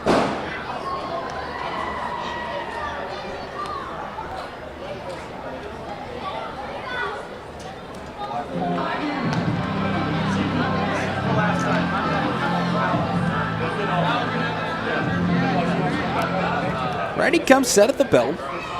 Checks second. Now fires home. Curveball swinging fouled off out of play first base side. Count stays at 0-2. This is kind of where Rockers pitchers have struggled today. You get to 2-strike counts and really have extended at-bats trying to put these Southern Maryland hitters away. They have spoiled a ton of 2-strike pitches. They only have 4 strikeouts today. Maybe the one that sticks out. Johnson steps off. That first at-bat of the ball game, Tyler Garko against Matt Hibbert.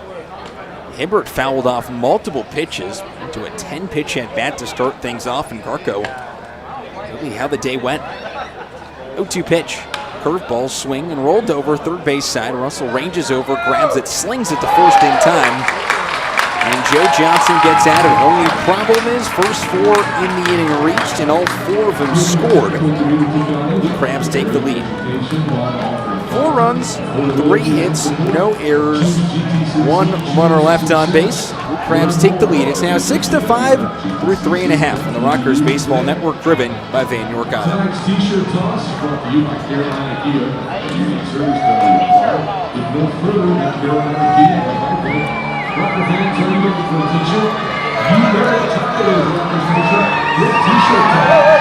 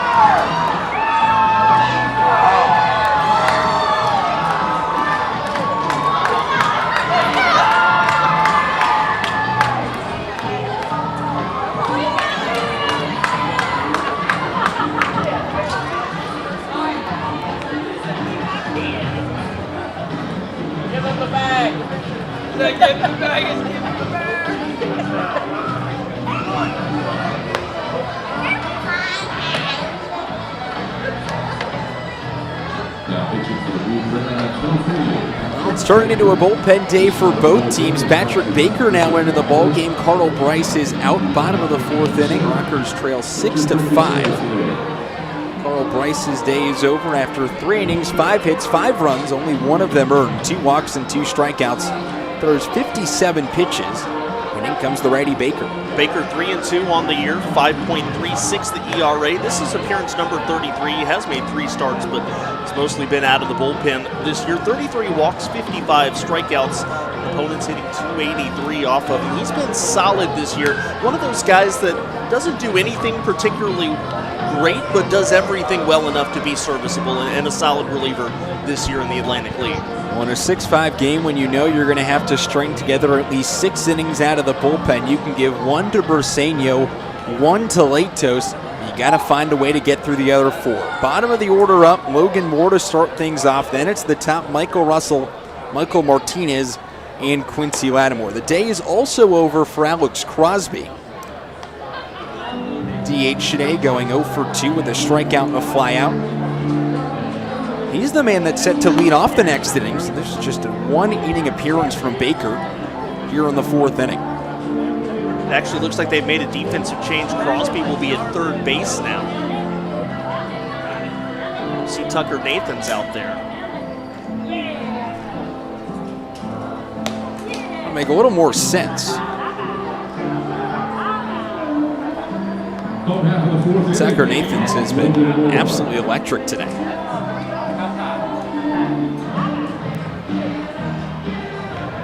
That is Crosby at third, so Crosby goes from the DH to the third base spot. Nathans is out of the ball game.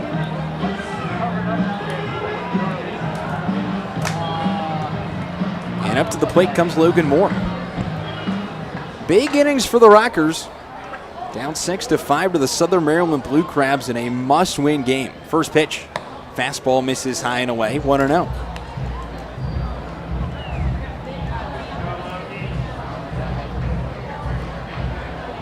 Moore today 0 for 1 with a pop out to short. Baker fires home. Swing and a miss at a fastball. Count evens up 1-1.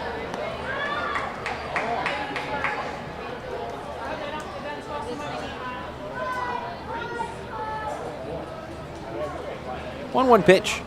Swing and lifted to center field. Collier a couple steps back. Ranges over towards left center. Holds it in, out number 1. Brings up the top of the order, Michael Russell. Russell looking for yet another multi-hit game. Leads the team with 28 of them this year. Russell today 1 for 2, popped out to second last time up. Got the offense rolling with a single to lead off the first inning. Pitch from Baker.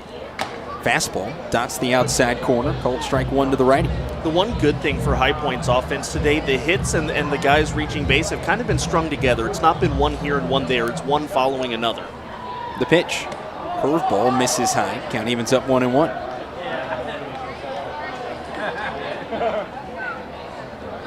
There's actually a couple of different defensive moves to be aware of. The pitch. Swing and rolled over. Left side of the infield. In comes Howard. Can't grab it. Rolls in his short left. And Michael Russell reaches. It is Tucker Nathan's to right. Matt Hibbert is in center, which means Zach Collier is out of the game. So it was Matt Hibbert who retired the first out of the inning. And Alex Crosby goes to third. Apologies about that. Couple of defensive changes. That's definitely Collier in center field, number 8 on the center fielder. Michael Russell at first.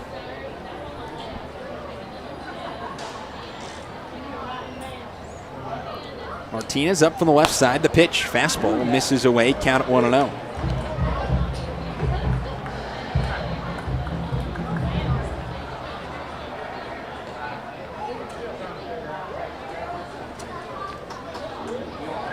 It's also officially a base hit for Michael Russell. Another 2-hit game for him, his 29th on the year. Pitch to Martinez. Fastball misses inside, blocked up by DeLuca, sort of backhands it. Count goes to 2-0 now.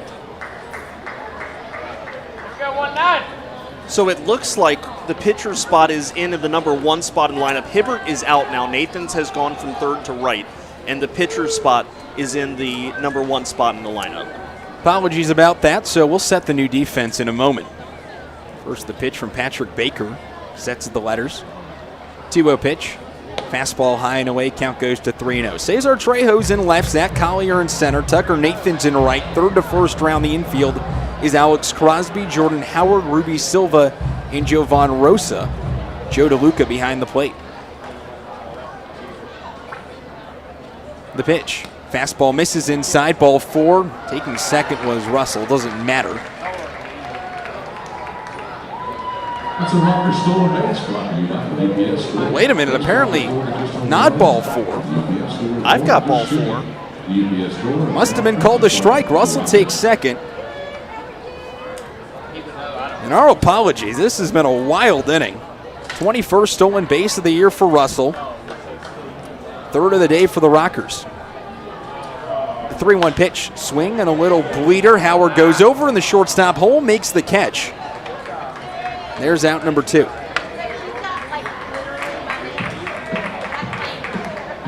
Well, it brings up Quincy Lattimore. It is a 6-5 ball game. There were 2 outs and a runner on second, bottom of the 4th inning. Russell represents the game tying run. How you doing? You remember me? I got bed. You got what? Let me show it.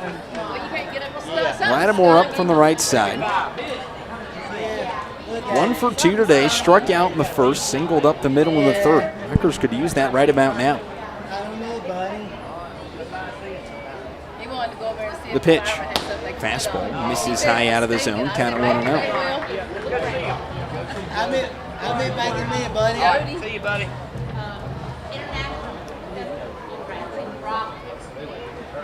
Lee works on the lineup side of things for the Blue Crabs. One spot is the pitcher spot. The pitch, fastball way inside. Lattimore hits the deck, count goes to 2-0. Hibbert was 0 for 3 on the day. The lineup still going Crosby, Nathans, and Aluka in the bottom half of the inning. One thing they're getting from Patrick Baker is a lot of speed, 93 and 94 on the gun. Massive lead off a second for Russell. The pitch.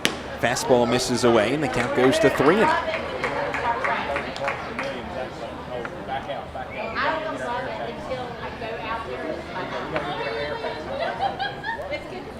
Tying run at second. 2 outs in the inning. Jerry Downs on deck. Pitcher spot behind him. The pitch. Fastball misses high. Ball 4. Lattimore works a walk. Brings up Jerry Downs to the plate. He's reached in both of his plate appearances, though doesn't have a hit yet today. Walked in the first, reached an error in the third. Rutgers have a couple guys milling around the bullpen. No one's on the hill yet. Pitcher spot's up next. Joe Johnson, we haven't seen him swing a bat in about a month and a half, even though he is a two-way player. 2 outs, Jerry Downs up. First pitch, curveball, dots the outside corner. Called strike 1. Last at bat for Joe Johnson came back on August the 22nd at Lexington. That was over 6 weeks ago. Bryce Hensley's doing some arm stretches, and out of the dugout pops Jared Mitchell. 0-1 pitch. Fastball misses high and away. Count evens up 1-1. This is a situation where the double hook DH rule really comes back to bite you, especially in a day like today, where nobody has a long leash. Tyler Garco was pulled at the first sign of trouble. Same thing with Southern Maryland and Carl Bryce. 1-1 pitch. Swing and a miss, elevated fastball. Count goes to 1-2. Now you put yourself in a situation where Quincy Neaporte, who you'd love to see get 5 plate appearances tonight, is out of the ballgame.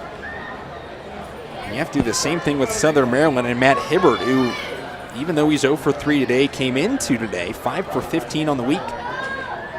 2-on, 1-2 pitch. Curveball, Downs takes in the inside corner. Down evens up 2-2. Bryce Hensley has just started throwing in the Rutgers bullpen. You got to think this is a situation where, since he just started throwing with 2 outs, if the inning is extended, he'll come in, but otherwise Joe Johnson may come back out. Bryce Hensley would come out on his birthday.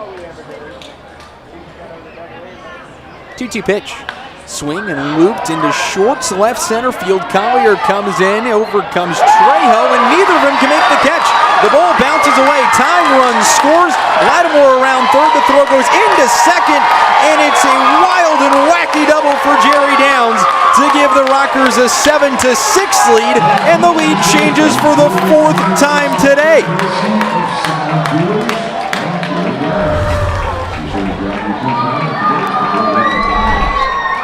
We're getting the replay on our monitor now. That was one of the wildest doubles you'll ever see. Just a ball looped into short left center field. Trejo and Collier came over, and it just dropped down between them.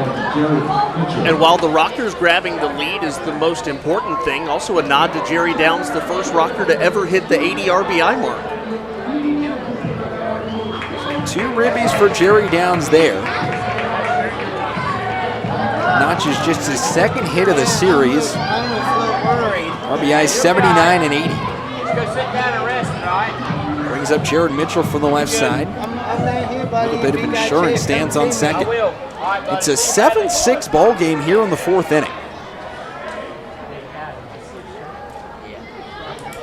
The pitch.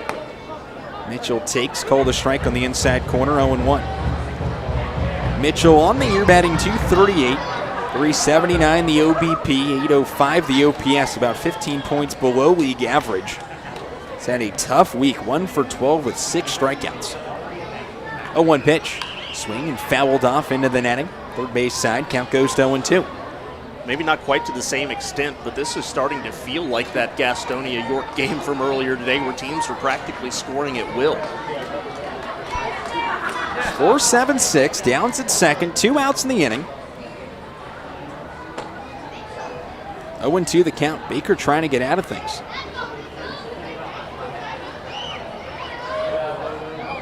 The pitch. Swing and lifted into left field, towards the line. Trejo goes back, it bounces down into the corner, over the wall. And that's a ground rule double. Downs scores, the Rockers take an 8-6 lead. And they've scored 3 in the inning.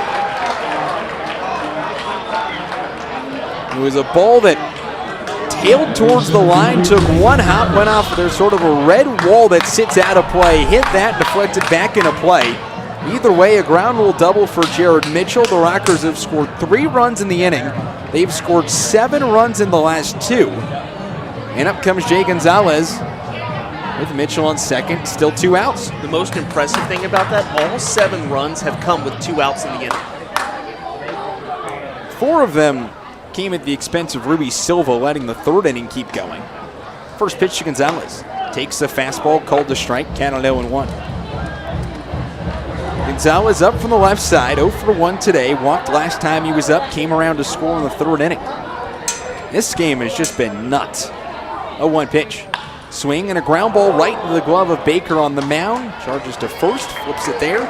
And that ends the inning, but not before the Rockers score 3 runs and take the lead. 3 runs, 3 hits, no errors, 1 runner left on base. They've scored 7 in the last 2. It's an 8-6 ball game. We head to the top of the 5th. The Rockers Baseball Network, driven by Van York Auto.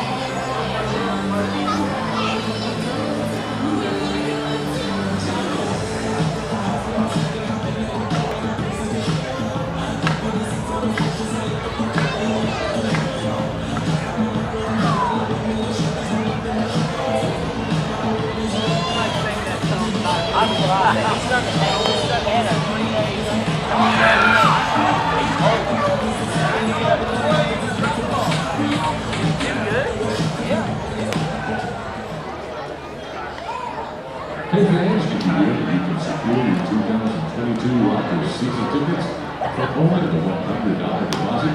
That's right, for only a $100 deposit, you can secure your very own seat for the entire 2022 High-Point Rockers season. Save your spot, and for more information, visit the sales table on the top berth and plate before it's too late. Now pitching price next.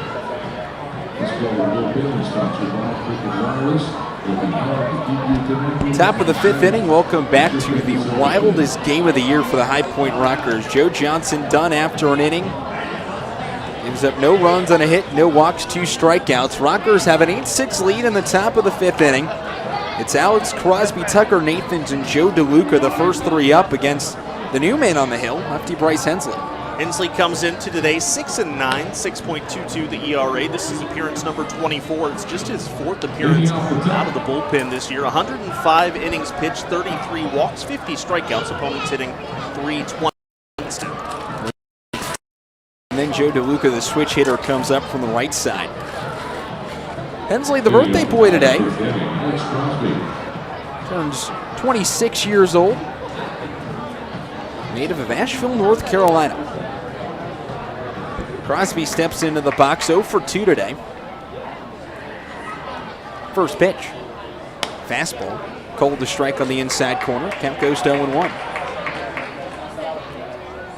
Hensley started the year in the rotation. A 1 pitch. Fastball misses low. Count evens up 1-1. With the additions of Jason Manzueta and Tyler Garco got moved out to the bullpen. 1-1 pitch. Fastball misses low and away. Count goes to 2-1. He described the changes a little bit weird. Says it's odd not really getting in that routine of pitching every 5th day. 2-1 pitch. Swing and a miss. Count evens up 2-2. Though he's been very solid in a relief role. Started his affiliated career with the Kansas City Royals organization as a reliever. 2-2 pitch. Swing and a miss, strike 3. The soft tossing lefty strikes out the first batter he faces. And up comes Tucker Nathans. And that right there is why the Rockers are so confident Bryce Hensley out of the bullpen. When he starts a game, sometimes your 86, 87 mile an hour stuff doesn't play as well, but after you come with Garco, Chafee, and Johnson, who all throw 90 plus out of the pen, that 87 looks a little bit different. Tucker Nathan's up to the plate from the left side. He's had himself a day, 2 for 2. The pitch, fastball way high and inside. Count at 1-0. Nathan's homered in the second, solo shot. Then Singleton came around to score in the 4th. Rockers lead at 8-6. 1-0 pitch. Fastball misses low. Count goes to 2-0. You could definitely see in the upcoming years, Hensley could carve out a role as a spot starter / long reliever or middle reliever kind of guy. That's what he's spent all of his career up until this year. 2-0 pitch. Swing and a ground ball back up the middle. Ranging over as Alfonso picks it up, fires to first in time. 2 up, 2 down for Hensley. Brings up DeLuca. The third time through the order has been a little bit nicer to the Rockers pitching staff after 4 straight batters scored to start off the 4th inning. Pitching staff has figured out a way to retire 4 straight, 5 of the last 6. Joe DeLuca, switch hitter, flips around from the right side. First time today he's done that against the lefty Hensley. DeLuca 2 for 2 with a 2-run homer last time up. First pitch, bunt shown, pulled back. Fastball just barely misses off that outside corner. Count at 1-0. Update on the only other game in progress right now. For the second time in the doubleheader, Gastonia has jumped out to a 7-0 lead. Only difference, took him 2 innings this time instead of 1. 1-0 pitch, swing and a miss at a fastball. Count evens up 1-1. Where it stands, Long Island already lost today. If Southern Maryland pulls this one out against the Rockers, they'd be a half game ahead of the Ducks. York right now sits a game behind the Ducks. If they win, they'd be tied at the top. A lot of things at stake here with 1 week to go. 1-1 pitch, fastball, misses on the outside corner. Count goes to 2-1. The Rockers' path to the playoffs is a little bit tricky to look at if they don't win the South Division. They currently sit 3.5 games back coming into today. Charleston already won their matchup earlier. 2-1 pitch, swing and driven. Right center field, Gonzalez goes over, bounces down in front of him and McGowan. McGowan picks it up. DeLuca rounds first. He's now 3 for 3 today. Has a hit from both sides of the plate. Puts a runner on with 2 outs for Cesar Trejo. Well, here's good news for the Rockers. The first tiebreaker is head-to-head matchups. The Ducks won the season series against both Southern Maryland and York this year. The Rockers don't win the South, though. They'd need Long Island to win the North Division. Then they just need to take care of business in the wild card. They're up by 4 games against Southern Maryland. Trejo up from the right side.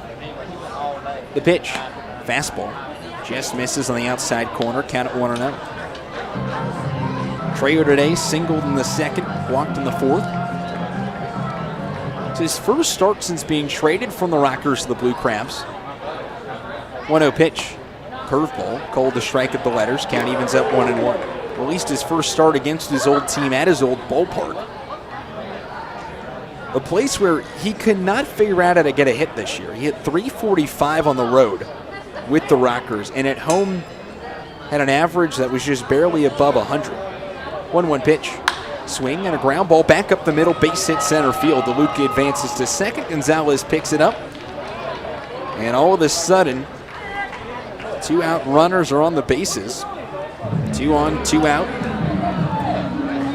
Blue Crabs down by 2. And up comes the switch hitting Jordan Howard from the right side. Maybe it's just the uniform that Trejo was wearing here, because in a Blue Crabs uniform today, he's 2 for 2 and he's reached base all 3 times. This series 2 for 3, struck out looking at a pinch hit appearance on Friday. That was a win for the Blue Crabs, 7-4 to lead off the series. Rockers won 6-1 last night. Howard steps out of the box. Trejo at first, DeLuca at second. 2 guys with some speed. DeLuca probably be best described as just a pest on the base paths. First pitch, check swing on a fastball that bounces in the dirt. Called strike 1. Home plate umpire Mark Fitzgerald said he went just enough around. Howard today popped a 2-run homer last time up. 1 for 1 with a sac fly and 3 ribbies. Smashed 2 homers this series, both of them coming out of the 9th spot. Both of them in the middle innings. 0-1 pitch. Swing and a miss at a fastball. Count goes to 0-2.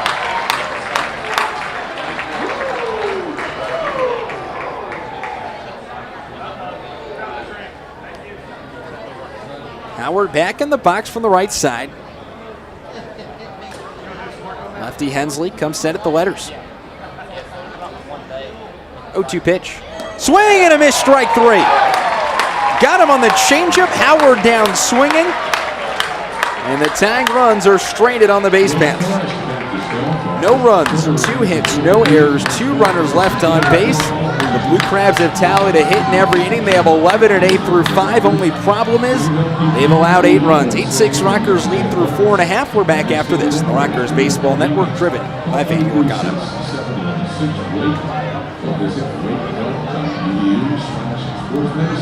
Today is scheduled for women. The cross Baptist Health, go where the athletes go. Serving the needs of your entire family for more than 117 years, Atrium Health, the Forest Baptist Health Center, is proud to be the hometown heart and vascular healthcare provider. Rockers Nation, lift up your cups, your pups, your children, or your drink. It's time for sympathy.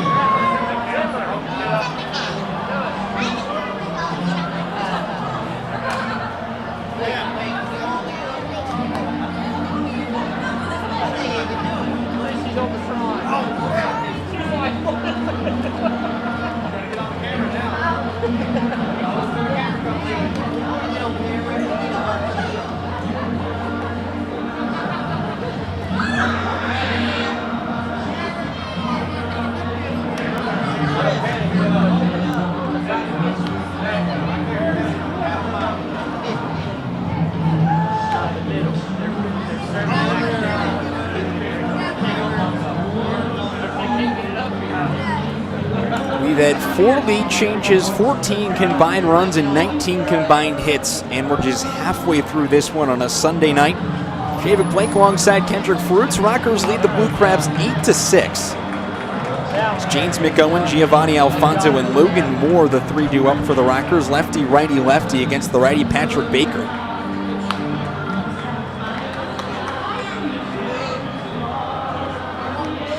Baker's out for his 2nd inning of work after a tough 4th inning. A little bit surprising he's back out there. Pitched an inning, gave up 3 hits, 3 runs, all of them earned.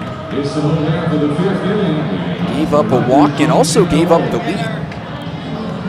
James McOwen first to face him. And what a week it's been for the 36-year-old. Finally back in the lineup after a couple guys have gone on the inactive list. And, well, to say it lightly, he's made the most of it. 5 for 10 on the week, with now 6 ribbies. He has 5 in his last 2 games. Had 3 last night, had 2 on 1 hit back in the 3rd inning. Part of the 4-run Rockers inning to give them a 5-2 lead. First pitch, fastball, called to strike on the outside corner from Baker. Counted 0-1. And this is what makes James McOwen so fun. Won the Teammate of the Year award yesterday. 0-1 pitch. Swing and fouled back to the screen. Count goes to 0-2. He's someone that this team just loves having around. Yesterday, the organization gave out awards, and he won the Teammate of the Year award, aptly named the James McOwen Teammate of the Year award, won by James McOwen. 0-2 pitch. Curveball bounces in the dirt. DeLuca blocks it up.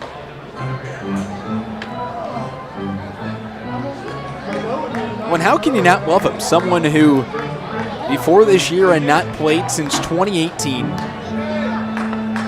was originally supposed to play for the West Virginia Power, now the Charleston Dirty Birds, was brought in as sort of an extra guy during spring training, didn't make the team. Manager Mark Menikazi said, man, team in High Point might need you. 1-2 pitch, swing, and smacked right into the Blue Crabs dugout. Watch out. Everybody covers their head. It looks like everyone's okay. You had a couple of different guys hit the deck.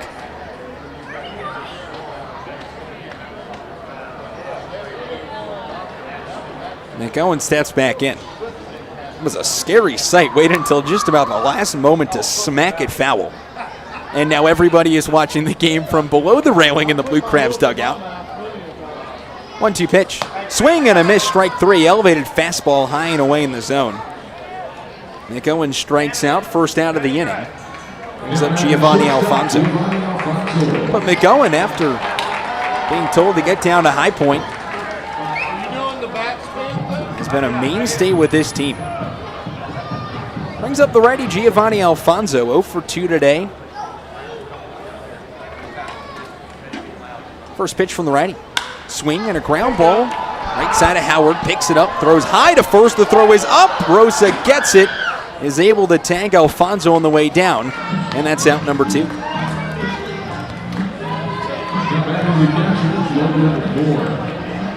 Brings up the lefty Logan Moore. It's a long first at bat of the inning for Baker, and then quickly disposes of Alfonso on 1 pitch. Brings up Logan Moore. It's been a nice bounce back for Patrick Baker after was a really rough 4th inning. 8-6 the score, Rockers lead. Bottom half of the 5th inning, and a massive Sunday game to stay ahead in the playoff race. The pitch, curveball, misses away. Count at 1-0. The Rockers were able to hold off the Blue Crabs. The Blue Crabs would still be a half game behind Long Island with a week to go. 1-0 pitch. Fastball misses inside. It goes to 2-0. If York is also able to not win in Game 2 of their doubleheader against Gastonia, they would be a game behind of Long Island. 2-0 pitch. Fastball misses low. Count goes to 3-0. The regular season officially ends next Sunday.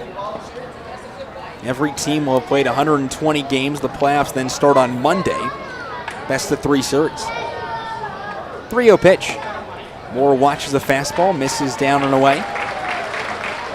And a 4-pitch walk with 2 outs brings up the top of the order and Michael Russell. There's action in both bullpens. For Southern Maryland, I think it's Dylan Brammer, but I cannot confirm. But for the High Point Rockers, it's Huascar Brazoban.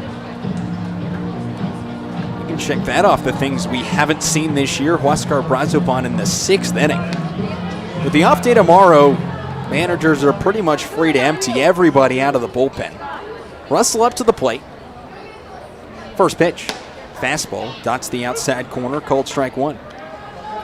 Russell today 2 for 3. Another multi-hit game for the righty.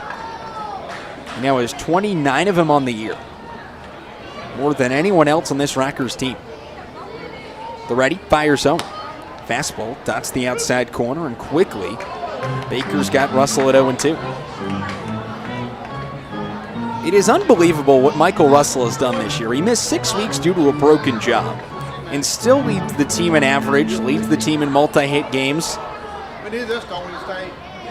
We need this one right. 0-2 pitch, runner goes, swing and lifted into right field. Nathan's a couple steps over, calls off Collier, and settles under it for the third out of the inning. 3 up in the wild card. We go to them, play them next. Rockers get a runner on with 2 outs, but for the first time since the second inning, they do not score a 2-out run. They also just don't score a run in general. No runs, no hits, no errors. 1 runner left on base. We head to the top of the 6th, and to quote Darrell Henry, that inning, a little bit boring. We're back after this in the Rockers Baseball Network, driven by Van York Auto. And celebrating the birthday tomorrow is our very own clubhouse assistant, Sandy Rio. Thanks for coming out to soon. And now get ready to show those pearly whites fans. It's time for the Smile Cam. Brought to you by Dr. Bradley Samuel.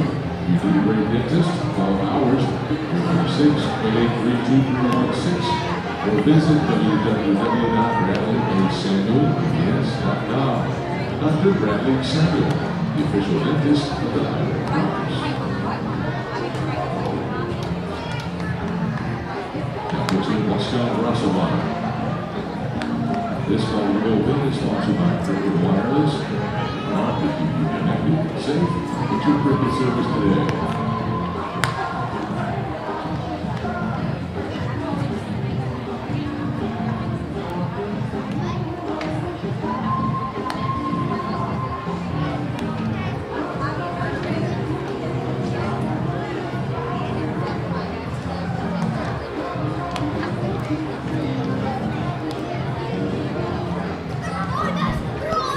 Top of the 6th inning, Javik Blake alongside Kendrick Fruits. Thanks so much for joining us. The Rockers lead this thing 8-6 in what has been a wild affair. We've seen 4 lead changes already. Bryce Hensley done after an inning of work out of the bullpen. Went 1 inning, 2 hits, no runs, no walks, 2 strikeouts. Throws 18 pitches, and this is something we haven't seen much. Talk about a game where everyone's available. Oscar Brazoban and all 95 miles an hour of heat. He's in the game in the 6th inning. Well, you don't pull any punches in a must-win ball game. Brazoban 1-1, 2.08 the ERA, 4 walks, 14 strikeouts. Opponents hitting .229 against him in 13 innings. Brazoban has just been filthy. Last 3 appearances have all been scoreless. He's tallied a strikeout in 7 of his last 8 appearances. And maxed out with 2 strikeouts back on the 24th. Top of the order up. First up is a pinch hitter. Kent Blackstone. First pitch, swing and lifted foul back to the screen. Counted 0-1. We saw Blackstone yesterday as a pinch hitter. Comes in from the left side. Blackstone yesterday struck out swinging to start off the 9th inning. The game, the Rockers won 6-1. 0-1 pitch. Curveball, dots the zone on the inside corner. Count goes to 0-2. Blackstone on the year batting .223, 337 the OBP, 700 exactly the OPS. Brazoban sets the belt, fires home. Curveball whips it on the inside corner, bounces into the glove of Moore. Count goes to 1-2. Brazoban was used in last night's game of the 9th inning.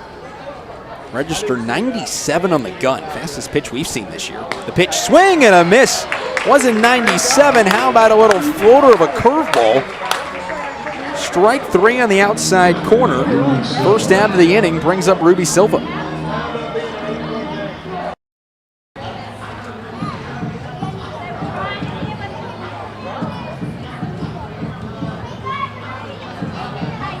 That last pitch from Oscar Brazoban, an 88-mile-an-hour curveball on the outside corner. First pitch, swing and lift into right field, base hit, bounces down just beyond the infield. James McGowan picks it up.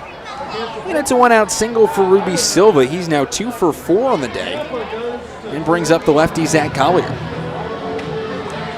Well, how about this? He's got 2 of the third inning, but here's what I wanted to share with you. York has made 4 errors in 3 innings. York has far and away the worst defense in the Atlantic League across just about every single category. Fielding percentage. It has been a tough year for the Revs. Collier up from the left side. 1 out, 1 on. Rutgers up 2. The pitch. Fastball. Misses low and away. 1 for 3. Doubled in the first before being stranded. Strikeout in the third, strikeout in the fourth, both of them swinging.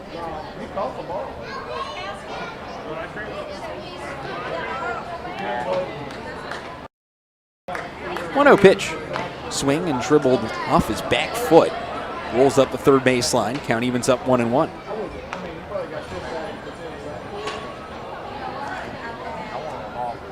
Blue Crabs have 6 runs on 12 hits and an error. Runs, 8 hits and errors.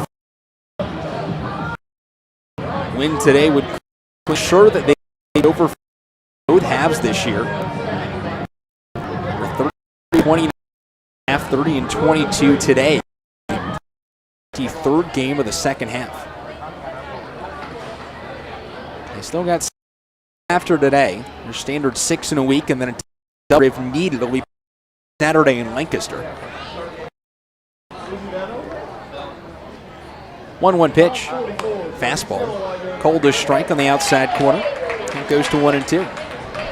That makeup that would be next Saturday if needed might be a situation where the Rockers already have the wild card locked up and everything's out of their control. They're just waiting for Long Island, Southern Maryland, and York to finish out the North.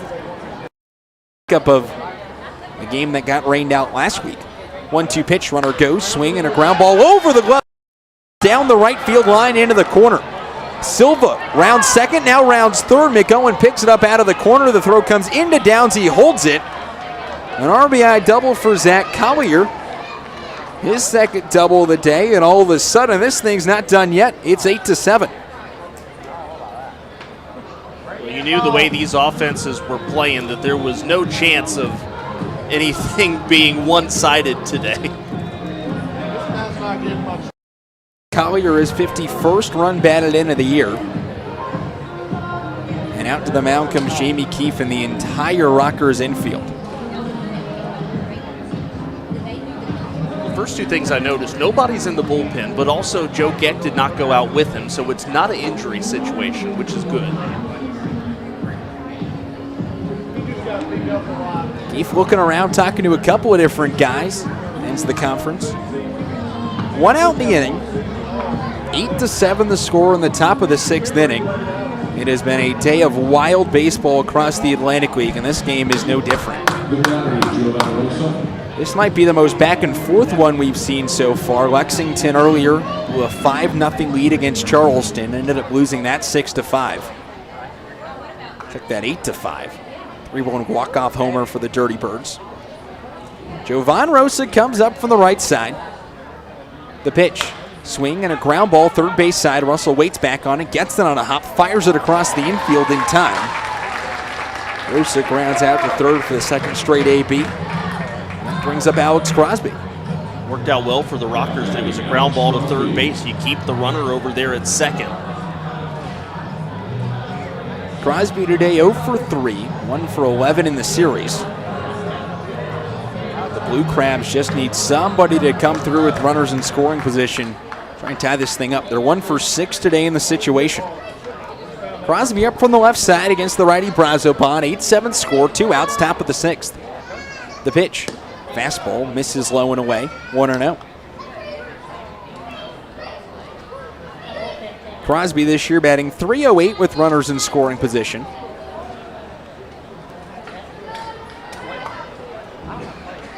The pitch, swing and grounded foul off the netting, and a nice one-handed catch by the Rockers bat boy in their dugout. Reach back, snagged it with a hand. Count evens up 1-1.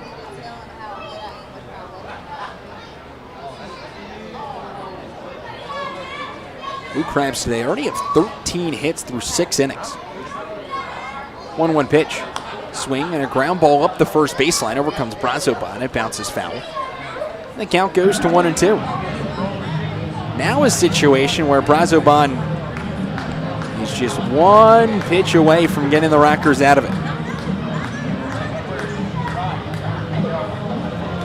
The Rockers, if they get through the 6th inning with a lead, usually means good things. 50-8 this year with leading after 6. they're 28-6 at home. 1-2 the count, 2 outs. Crosby back in from the left side. The pitch, swing and lifted foul. Third base side out of play. Count stays 1-2.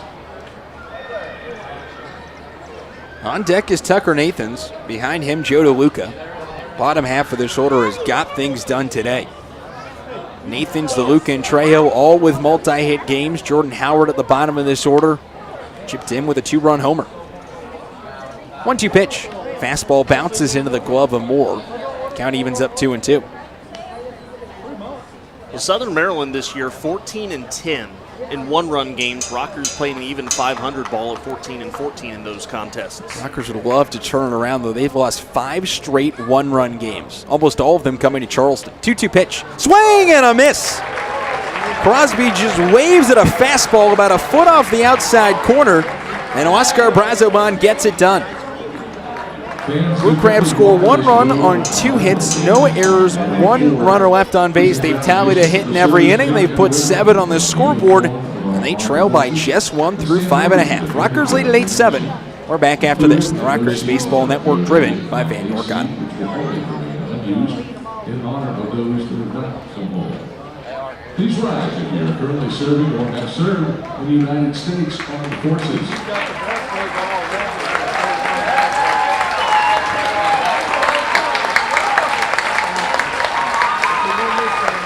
Thank you so much for your service. Thank you for your wellness, for sponsoring the Rockers Row of Honor. You are the hometown hero of your life. Now I get to sit in our row of honor by sliding to highpointrockers.com. If we win this game, we can bring up in the wild card.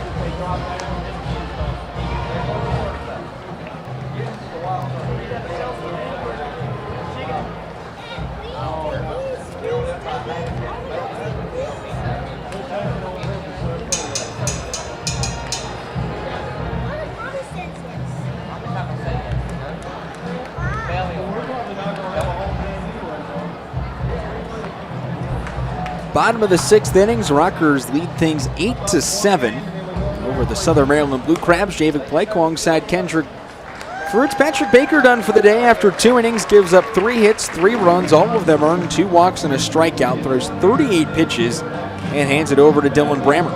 Dylan Brammer's a guy who's not been here particularly long. He's been solid while he's been here, though. 6 appearances, the ERA, and even 2 that boils down to 2 runs in 9 innings. 6 walks, though, in those 9 innings, and 10 strikeouts. Brammer, a former New Jersey Jackal, was teammates with Rockers reliever John Hayes. 5.36 the ERA in 29 appearances and 4 starts this year in the Frontier League. Struck out 39, walked 18. It's top of the order up. Michael Martinez, Quincy Lattimore, and Jerry Downs. Then the pitcher's spot is due up 4th. Brammer, not a super tall guy, 5'10", 190 pounds. After out of Mishawaka, Indiana. Brings up Michael Martinez from the left side. And there's been a back and forth day. Rockers took the lead in the first 1-0. Southern Maryland took the lead 2-1 in the top half of the inning. Rockers scored 4 in the third to make it 5-2. Then the teams scored 7 runs combined in the 4th inning. Southern Maryland took a 6-5 lead. Then the Rockers scored 3 to take an 8-6 lead. Southern Maryland's got one back. It's 8-7. First pitch to Martinez. Swing and a line drive right in and out of the glove of Rosa. Picks it up, steps on the bag. And the defense shows up again. Martinez retired for out number 1 on the first pitch of the inning. That was a screamer into the glove of Rosa and then out of it, but what a play for him just to knock it down. Of course, that ball was hit so fast that he had plenty of time to recover and get the out. Brings up Quincy Lattimore, 1 for 2 today. Singled in the 3rd, walked in the 4th, struck out in the 1st. The righty fires to the righty. Fastball misses low and away. Count at 1-0. We've said it all day today. This is a game the Rockers need to win. Wild card lead is pretty safe, but they got to do everything in their power to stop the Blue Crabs from winning the North. The pitch, swing and a miss. Count evens up 1-1. This is the sort of game where every single run matters, especially with how much offense we've seen. 1-1 pitch, curveball, dots the outside corner, called to strike, 1-2. Things are going their way up in York. Gastonia up 8-0, top of the third inning. If Gastonia wins, York would be a game out of the top spot in the North Division.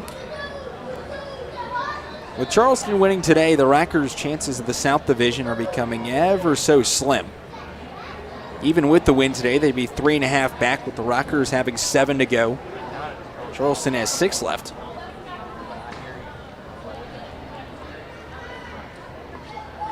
1-2 pitch. Curveball, swing and rolled over foul, third base side. Count stays 1-2.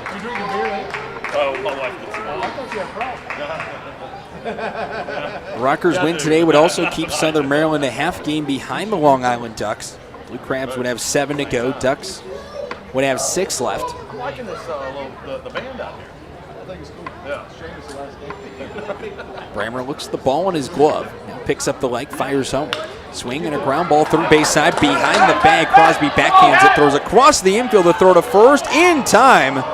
Rosa just barely keeps the back of the foot in the bag, and that's out number 2. That was impressive on both ends. That was a ground ball that was really curling around the second base bag, and then a great job on the other end by Rosa to keep a foot on the corner.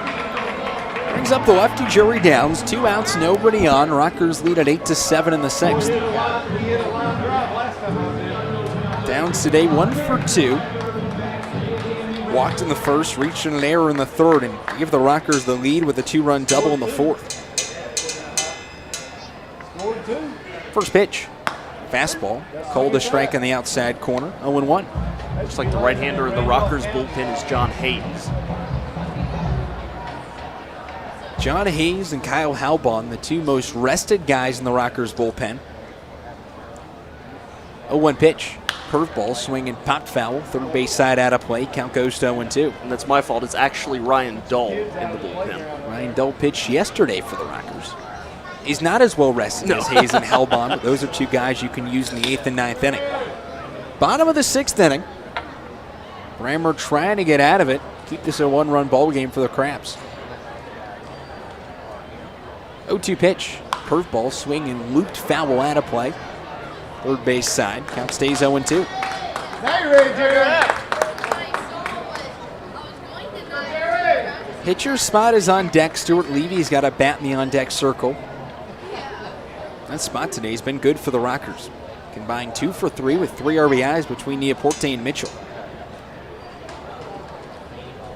0-2 pitch. Curveball, swing and again fouled off. First base side into the Rockers dugout. Count stays 0-2. Shaping up to be a good battle between Brammer and Downs here in the inning. Go, Jerry!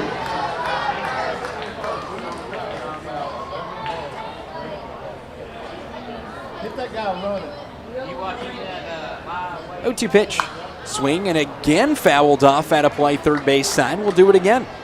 You know, the one thing about Dylan Brammer, he's throwing strikes. 10 pitches, 9 of them have found the zone. A lot of them have been in this AB. Downs has now fouled off 4 straight pitches. Brammer's thrown him everything. Fastball, changeup, slider, curveball. 0-2 pitch.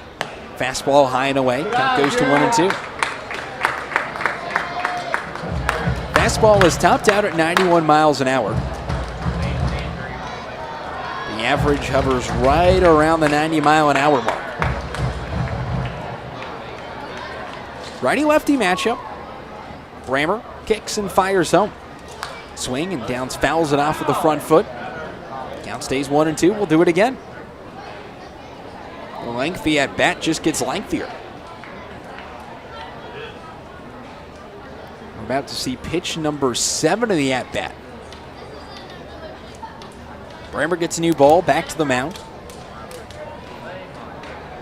Again, the pitcher's spot on deck. Stuart Levy's got a bat. Rockers lead by just a run here in the 6th inning. We've mentioned it a couple of times. They are 50-8 this year when leading after 6. Brammer steps off, down steps out.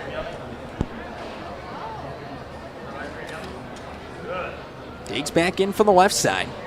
Brammer kicks and fires home. Swing and a miss. Got him on a slider away.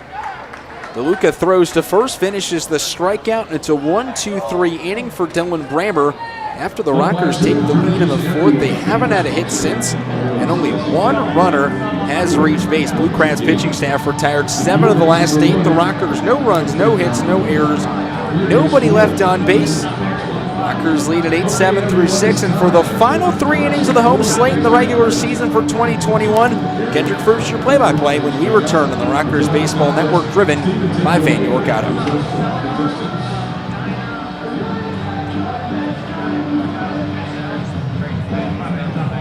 We're down here front home plate. It's now time pressing for.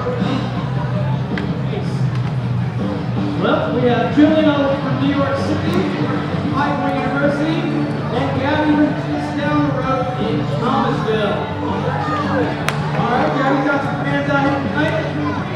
Lady, you know the rules. Hands to the back to the ground. Spinning at 360-degree motion. If I say so. Starting in 3, 2, 1. Go! Oh man, good thing they didn't have the 15 nachos I just got up there because we might be running a game Costco. That's an incredible piece up there. Right under with this fresh classics, the barbecue. I guess this would be a nice for these jerseys. Anybody's looking to purchase these jerseys, you can buy them online. The fresh pink jerseys here representing and creating awareness for wrestling. I guess maybe we should go. Yeah, we can. Let me put it up and go. Dylan, get to that. Yeah, we get all over the finish line. Congratulations to both of our contestants. Dylan, we might need to take a seat for a while. Top of the 7th inning, Rockers hanging on. The lead is 8-7 right now, and going to hand it over to right-hander Ryan Dole to try to hang on to that lead as we go again into the top of the 7th inning. 9 outs to go before the Rockers can officially take this part of the 6-game series. They'll take the first 2 out of 3 at home, and Dole will come in to replace Brazoban, who gave up a run on 2 hits in his 1 inning of work.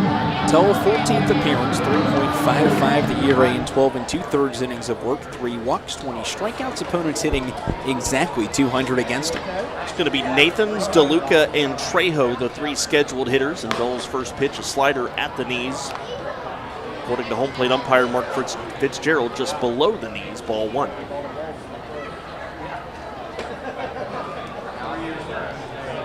The one thing about Ryan Dole this year is that fastball is hit on the ground. Nice sliding stop by Jerry Downs. He'll take it himself. And the league's best fielding first baseman makes out number 1. That'll bring up Joe DeLuca. But the one thing about Ryan Dole this year, the runs have all come in chunks. He'll go long stretches of time without allowing an earned run. But then when he does, it's usually a couple in a game, and then he'll go another good stretch without allowing an earned run again.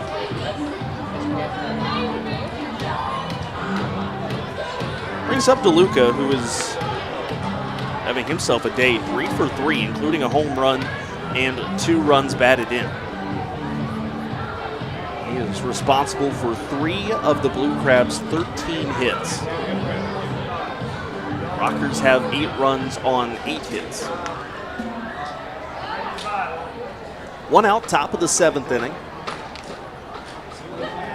The righty Dole delivers first pitch slider, and it's in there for a strike. DeLuca looked as if he were going to lay down a bunt, but did not. The count 0-1.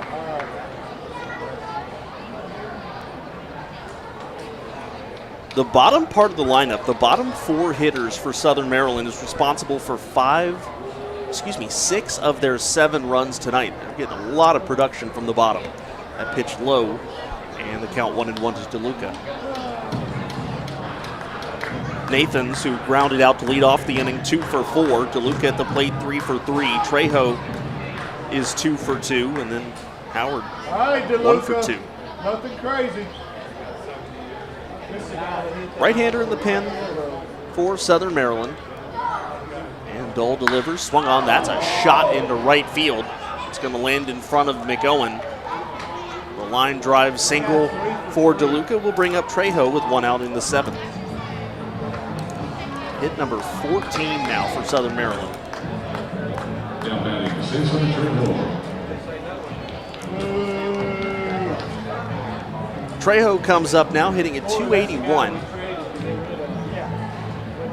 And Ryan Dole asks for a new baseball and gets it. The dude on first is going to agree with a homer of the right. Trejo today, 2 singles and a walk, but has also stolen 2 bases. He's been very much an effective part of this offensive unit today for Southern Maryland. Takes down and away ball 1. Wind is blowing out to left. Yeah, but what score was it? He didn't have any details. Trejo waits in the right-handed box as the runner at first base, DeLuca, takes his lead. He's been a nuisance on the base paths today. Trejo tries to check his swing on the slider, cannot do so. He goes around at the count 1-1. I'm going to the park. All right, buddy. Have fun. I will. All right, buddy. High Point has been scoreless for 2 innings now, while Southern Maryland is alternating. They score in every even-numbered inning so far today. 2 in the 2nd, 4 in the 4th, and 1 in the 6th. Dole exchanged yet another baseball. Now comes set, ready to deliver the 1-1 to Trejo. Here comes slider. Trejo just gets a piece of it, is able to foul it back to the screen. And the count 1-2.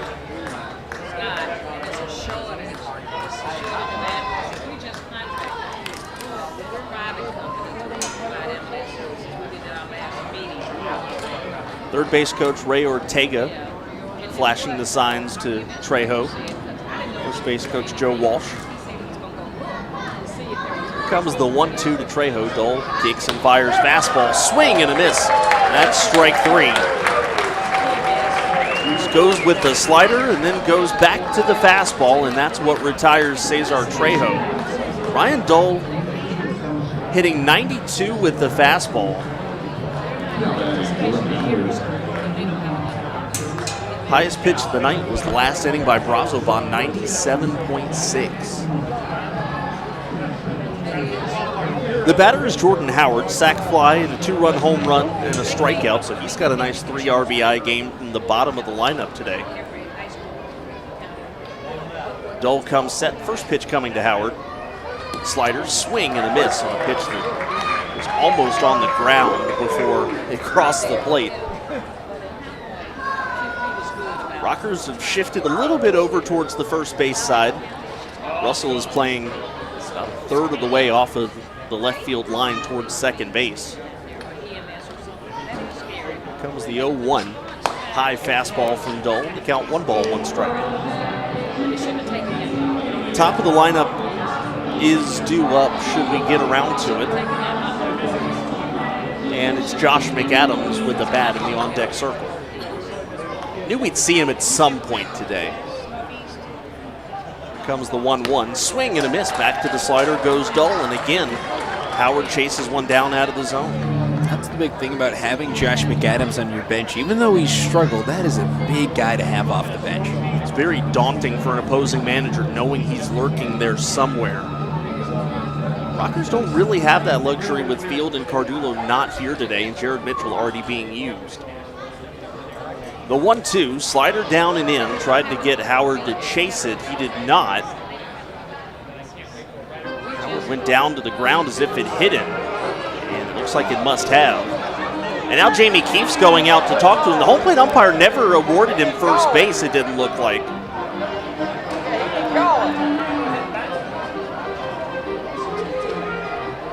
Well, it either got him on the foot or Jordan Howard is very good in theater.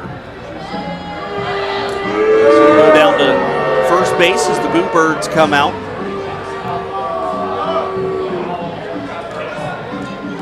Heading down to second base is Joe DeLuca, and we will in fact see Josh McAdams now.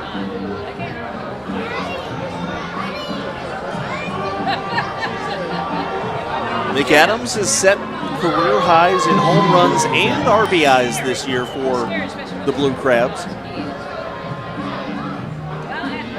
Umpires hearing it a little bit from the fans here. Jamie Keefe was very animated during his conversation with the home plate umpire, although it was a very short conversation.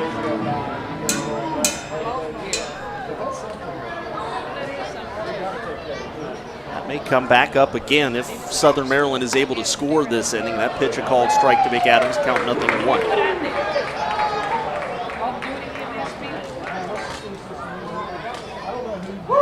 The way that Howard reacted looked as if the ball hit him on the foot, but never really saw the ball change direction or anything that would maybe suggest that. Slider just got the piece, edge up the bat on it, did McAdams, and the count 0-2. All that would quickly be forgotten if Ryan Dole gets out of this top of the 7th inning without giving up a run. He's one strike away from doing that.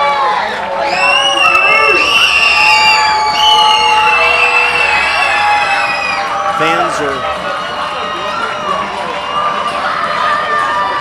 growing a little volume here. Cheering on Dole. Here's the slider. Check swing.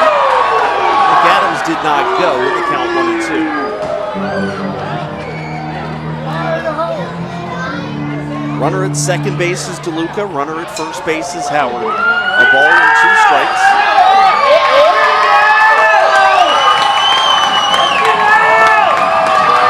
Cheers coming from the throats of the High Point faithful, growing to a crescendo. Here comes the big fastball, and it's fouled straight back, and we'll do it again at 1-2.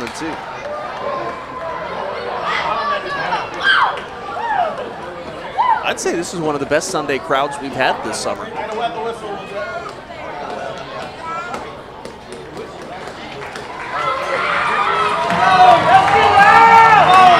steps back on the rubber. The cheers from the crowd begin again in earnest. Here comes the 1-2 to McAdams. High fastball up and in at his head. And the count 2-2.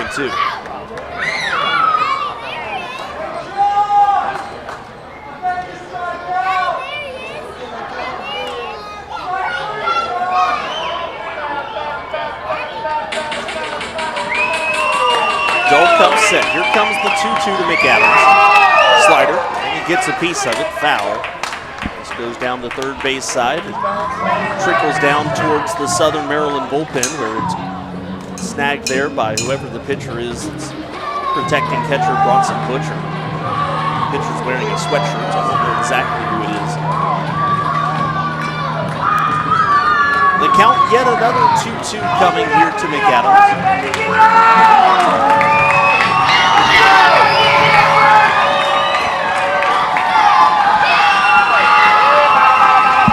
Comes set, here comes the 2-2. Slider, swing and a miss. Strike 3, down goes McAdams, and the Rockers get out of it. That is a big strikeout for Ryan Dole, and we head now to the bottom of the 7th inning. It's stretch time. The Rockers hang on to their 1-run lead. It's 8-7. The Rockers Baseball Network, driven by Van York Auto. Now let's join together inside. Take me out to the ball game.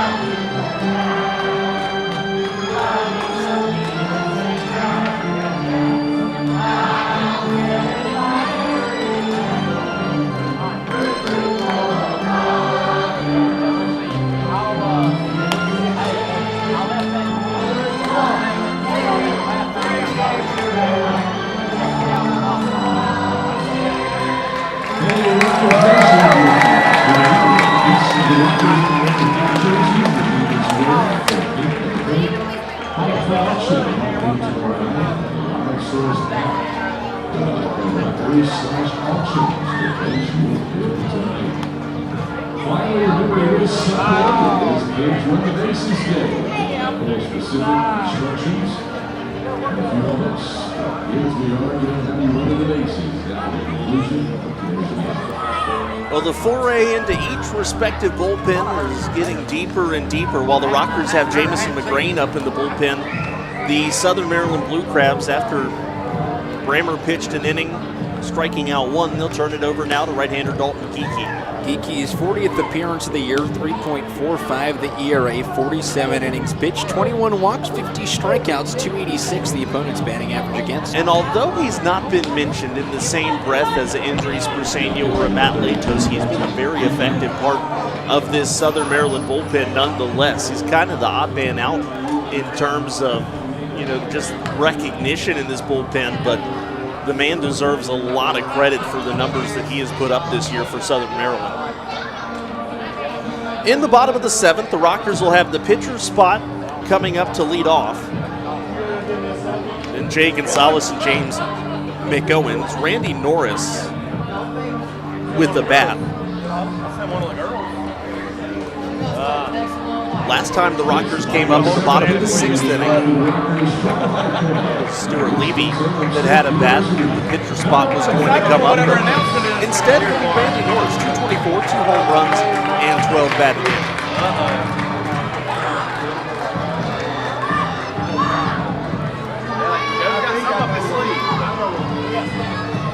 Norris has been another casualty of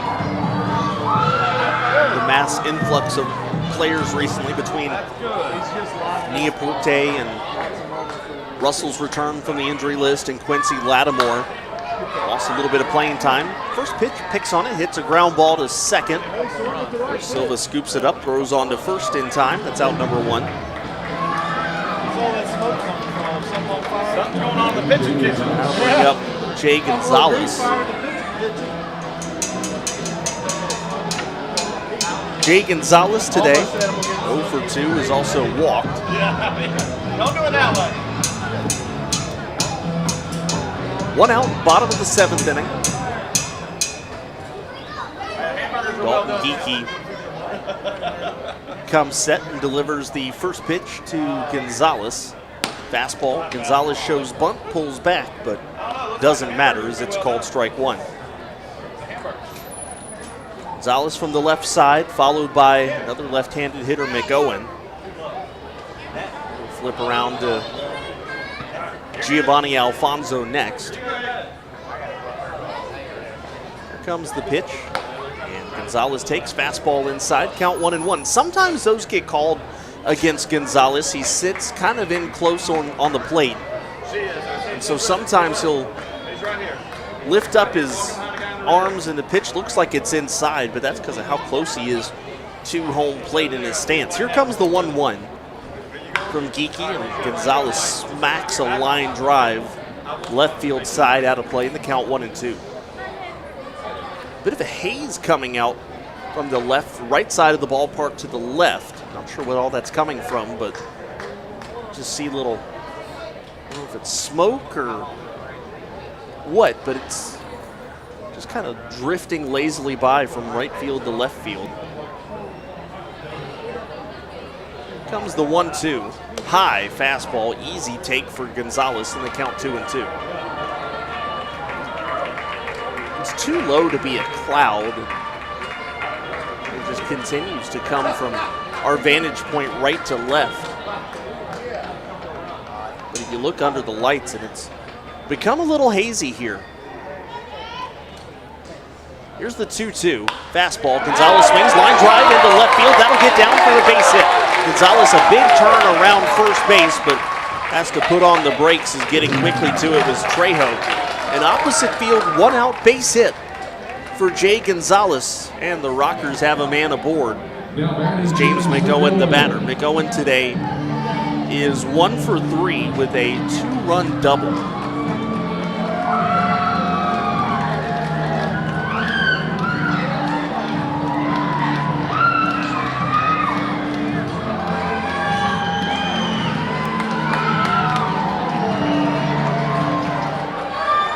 Geekie comes set.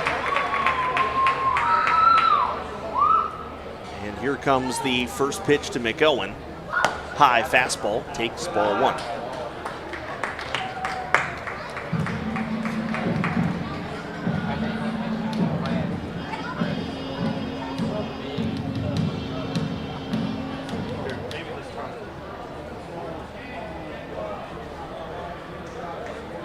Geeky comes set, 1-0 to McOwen. And first he'll check over to Jay Gonzalez on first base. And he is back in safely. Jamison McGrain continues to throw in the Rockers bullpen.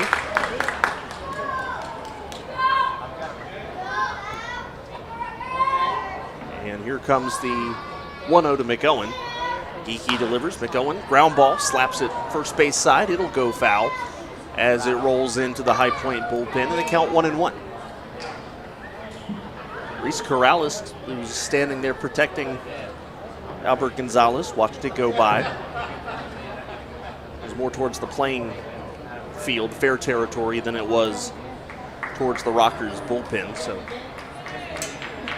Bert was safe. He was good to go. The 1-1 coming here to McOwen. Waves the bat, wide stance in the left-handed box. Runner goes, here's the pitch down low in the dirt. DeLuca fumbles the handle on it and will not make a throw. Jay Gonzalez is in with yet another successful stolen base for the High Point Rockers.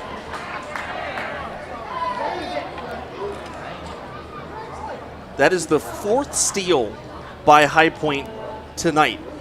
They also stole 4 yesterday, so that is just an incredible success rate. 9 out of 9 in this weekend alone as their incredible streak of successful stolen bases continues. McOwen swings, high fly ball hit into right center field. Going back is Collier. He'll make the catch, but easily tagging up will be Gonzalez to third base. And that is the second out of the inning. Rockers have a man at third for Giovanni Alfonso. Should mention that stolen base just a moment ago for Jay Gonzalez was his 6th. And that'll bring up Giovanni Alfonso, who is working a hitless 0 for 3 night so far. Logan Moore waiting on deck, the number 9 spot in the lineup. Rockers have some insurance, standing now 90 feet away with 2 outs in the inning. Alfonso stands back of the box. Geeky delivers fastball. Gio will spoil it straight back, and the count 0-1.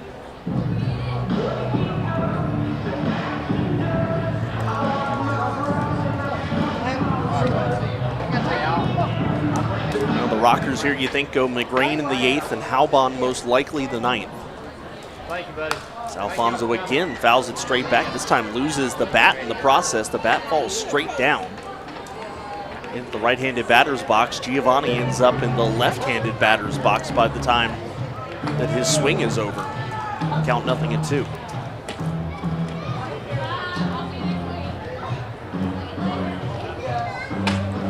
Rocker shortstop had adjusted his batting gloves as he's about ready to step back in. He's down in the count 0-2. Geeky comes set as Gonzalez takes his lead off of third. Here comes the 0-2. High and inside fastball. That one just about clicked to Alfonso in the count 1-2. Rockers have been out-hit 9-14, but they outscore Southern Maryland 8-7 so far. Geeky set. Here comes the 1-2. Righty delivers a fastball just off the outside corner in the count 2-2 now to Alfonso. That was a good take by the Rockers shortstop.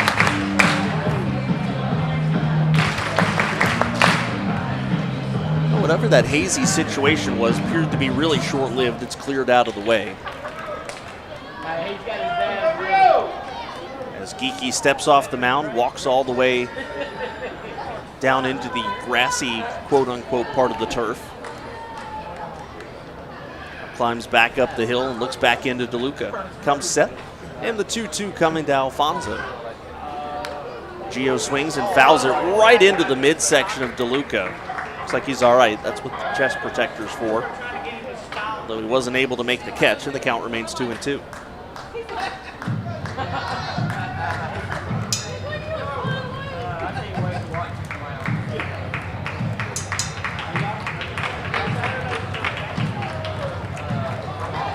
Jay Gonzalez stands at third base. This has been a good two-out battle between Alfonso and Geeky. Here comes the 2-2. Fastball just inside. Geeky thought he had strike three, but Alfonso had to move the back leg out of the way, and the count goes full.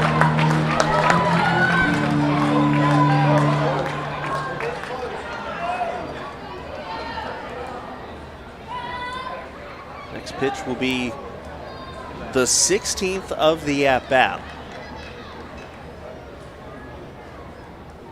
Here comes the 3-2. It's down low. Alfonso checks his swing. They go down to first base umpire Bill Worthington, who says he did not go around ball 4. And the inning continues now for Logan Moore. A good walk there from Giovanni Alfonso.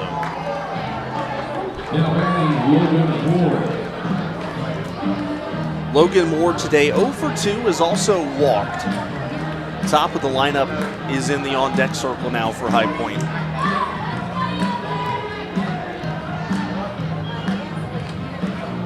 Logan Moore, although the batting average does not impress you on first look, he's come up with a couple really clutch hits in the last week for High Point. This would be another one if he was able to deliver here. Taking all the way, it's fastball up and away, ball 1.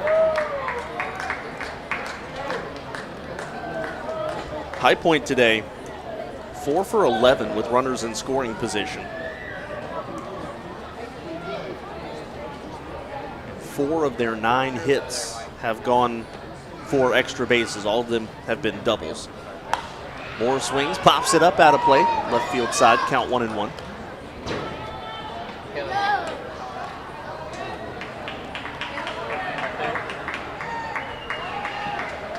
Top of the lineup for the Rockers is at least Michael Russell has been his usual brand of excellence with a multi-hit ball game. Moore swings, ground ball right down the first base line. It's going to be inches foul, and the count 1-2. The average for Moore has dropped down to 173.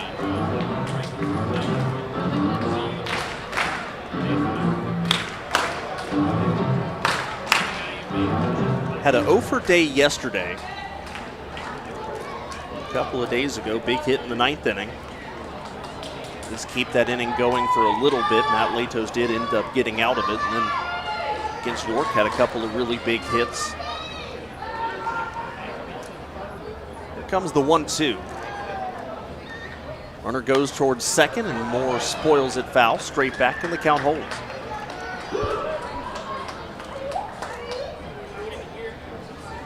Just a reminder, the Rockers pink jerseys they're wearing today are available for auction on the LiveSource app.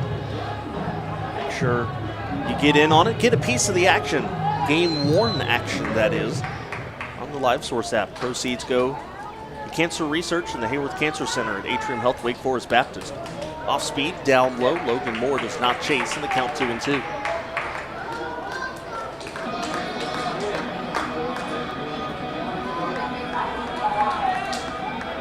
Alfonso was not off and running with that one, even though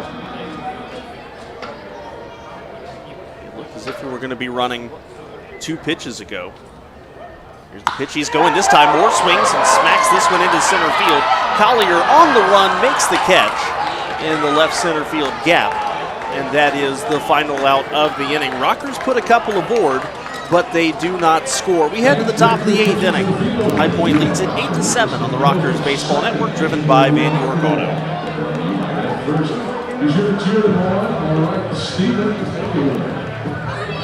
Thanks, Tom. Ladies and gentlemen, boys and girls, it is now time for the main event. Health First Rocker Ball. We have 2 seniors from the UNCG, so it's only right that these 2 groupings battling out right here on the turf at Truist Point.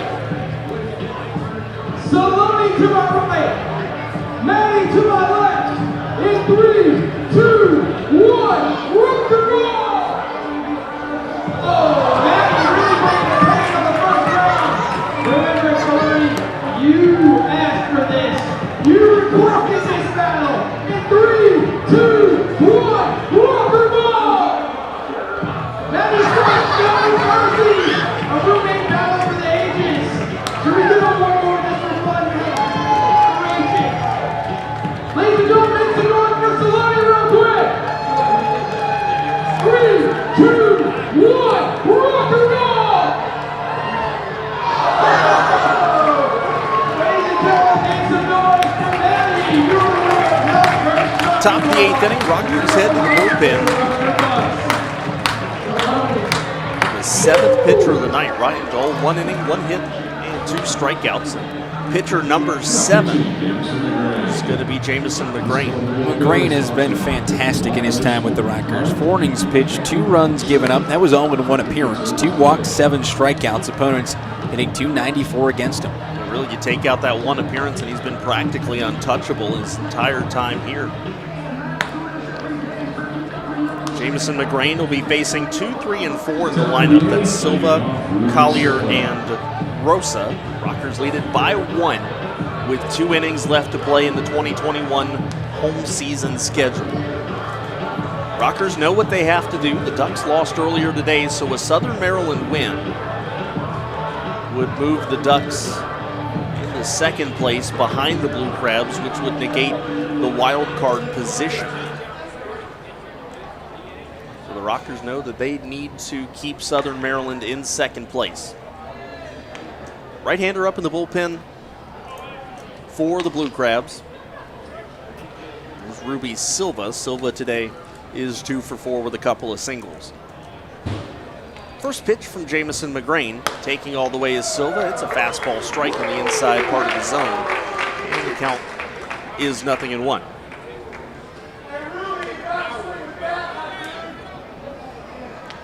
I think we just heard the greatest piece of advice that we have heard all night from a fan in the crowd. That pitch down low and the count 1-1. You missed it. He said, "Hey, Ruby, you've got to swing the bat, my dude."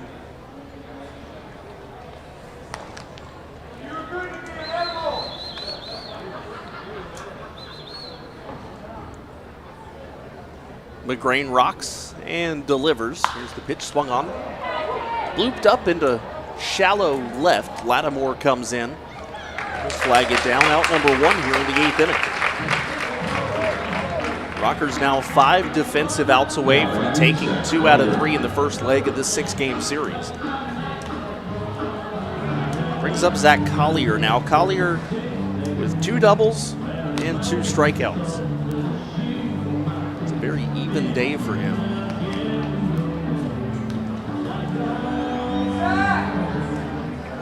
Jamison McGrain, when there's nobody on base, will step back, pause, and then continue his windup as he delivers a fastball there. Strike 1 to Collier. It's very similar to when he works from the stretch. He'll step back, except that is his set position then. Here comes the 0-1. Swing and a miss on the fastball at the knees. Count 0-2. Although it may perhaps be a little unconventional, it's been very successful for McGrain during his professional career. Here comes the 0-2. McGrain with another fastball. This one a little too far inside, and the count 1-2.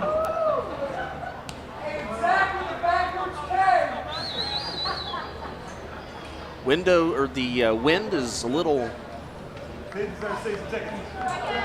less active, I guess, than it was earlier. Fastball, swing and a miss, strike 3 on the shoulder high heat from Jamison McGrain.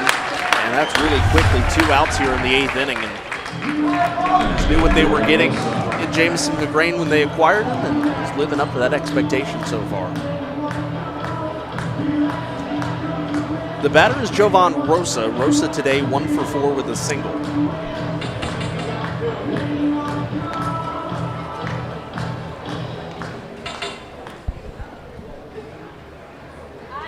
The right-hander in the bullpen for the Blue Crabs is that pitch down below the knees, and the count is 1-0. The right-hander in the bullpen for Southern Maryland is Andres Briseño.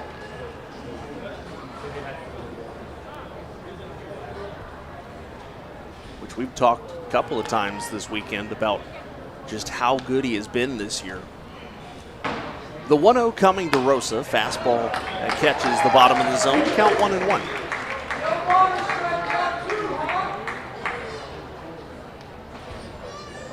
Jovan Rosa getting the start at first base today. Alex Crosby had started the first two over there. Swing and a miss. Jamison McGrain with some nasty off-speed pitches down and away.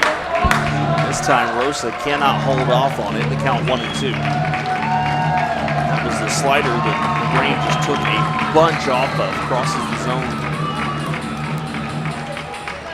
Mid-80s. Here's the pitch. Swing and a miss. Strike three. Another fastball from Jamison McGrain. Back-to-back Ks, and we go to the bottom of the 8th inning. Rockers lead it by 1 on the Rockers Baseball Network, driven by Van York Auto.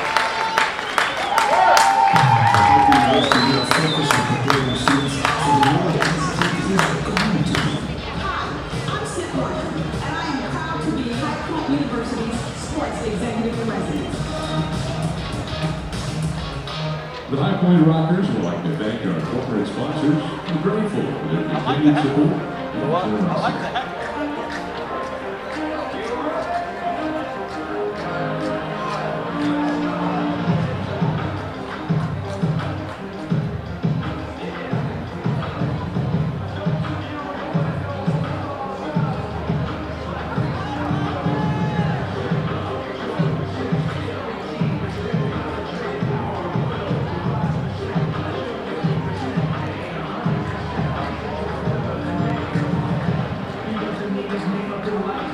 Pitching the 37th, Chris Casino. This ball bullpen is sponsored by American Wireless, working hard to keep you healthy and safe. That's your cricket service today.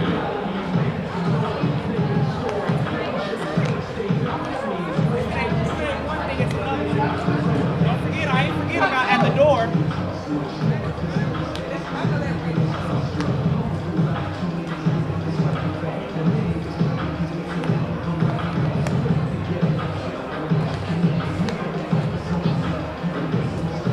Bottom of the 8th inning, Southern Maryland goes to the bullpen after Dalton Geeky gave up a hit and a walk in his scoreless inning of work, and turn it over to one of, if not the best setup men in the Atlantic League, and that's Andres Briseño. Briseño, 47th appearance this year, 1.88 the ERA, 52 2/3 innings of work, 71 walks. Check that, 21 walks, 71 strikeouts. Opponents hitting 184 against him. Matt Latos is up throwing in the bullpen, wearing his sweatshirt, but he started to take a couple of tosses just in case. Briseño here in the bottom of the 8th inning will face the top of the Rockers lineup, Russell, Martinez, and Lattimore. 7 runs, 14 hits, 1 error for Southern Maryland, 8 runs, 9 hits, and no errors for High Point. And the Rockers also have Kyle Halbon in the bullpen warming up. Halbon obviously would come in for a save situation in the top of the 9th inning. Quick check of the Atlantic League scoreboard brought to you by Ginny Mora Cruise Planners. Finals around the league except for one. Charleston over Lexington 8-5 on a walk-off homer. Lancaster 6, Long Island 3. Game 1 of a doubleheader. Gastonia blew a 13-1 lead. They lose 17-16.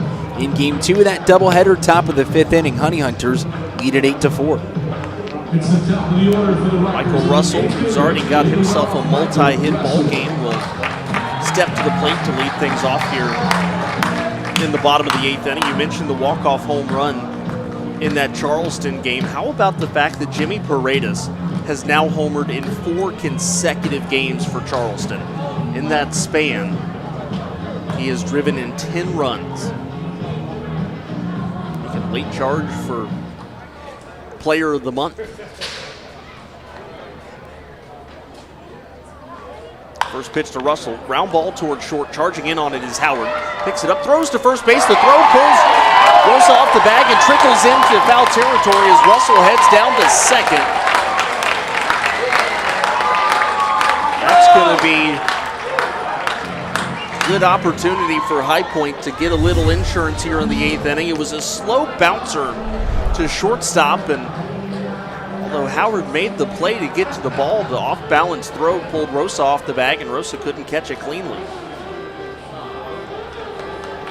That's going to be a base hit and an error for Michael Russell. So a 3-hit game and an error on Jordan Howard, which is the second by a Southern Maryland player tonight.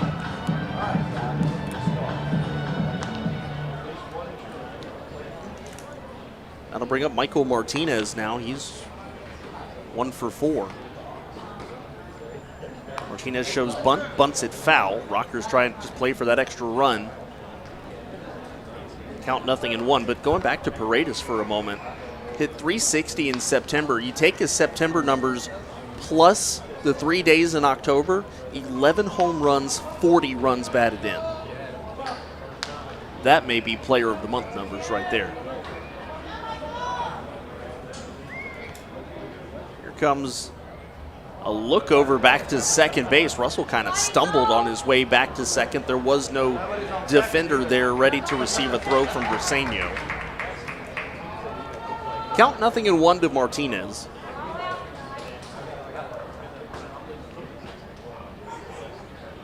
Briseño holds the set and delivers. Martinez chops this one foul. This goes right field side, and the count 0-2. Martinez hitting a .291. His double back in the first inning. This is 30th RBI of the season. Briseño comes set. Here comes the 0-2. Swung on, hit on the ground towards second. Silva is there. Throws on to first in time. That almost pulled Rosa off the bag. But that is out number 1. But Michael Martinez gets the job done. It moves Michael Russell over to third base now, and the Rockers will have 2 opportunities to get that extra insurance run in. First opportunity sits with Quincy Lattimore. He's 1 for 3 today and has also earned a walk.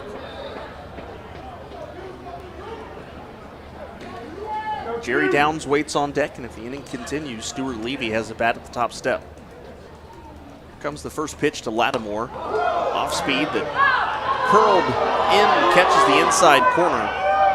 And the count 0-1. We've seen that a couple of times from Lattimore this year. He'll bend out of the way of a pitch that ends up being called a strike. Here comes the pitch. Check swing. Go down to first base, and first base umpire Bill Worthington says that Lattimore did not go. And the count 1-1 now.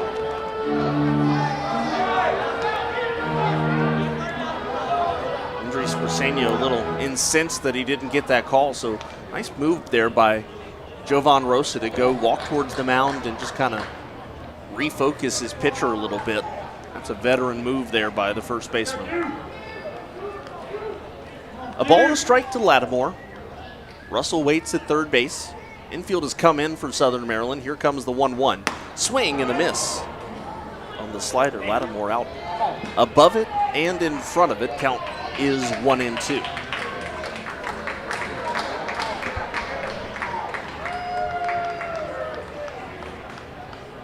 Briseño comes set.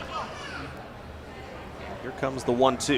Fastball swung on. That's poked into center field. It'll be plenty deep enough to score Russell. Catch made by Collier, who unleashes a throw to the plate. It's well laid and up the line. Sacrifice fly for Quincy Lattimore. The Rockers have a 9-7 lead.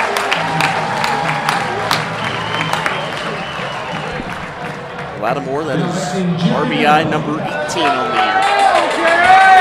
That'll bring up Jerry Downs with the bases empty. Jerry Downs today, a 2-run double to his credit.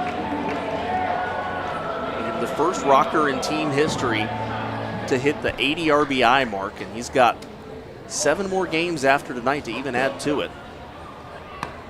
Pitch outside, and the count is 1-0. I'm going to predict Jerry Downs ends it with an even 85 RBIs at the end of the regular season.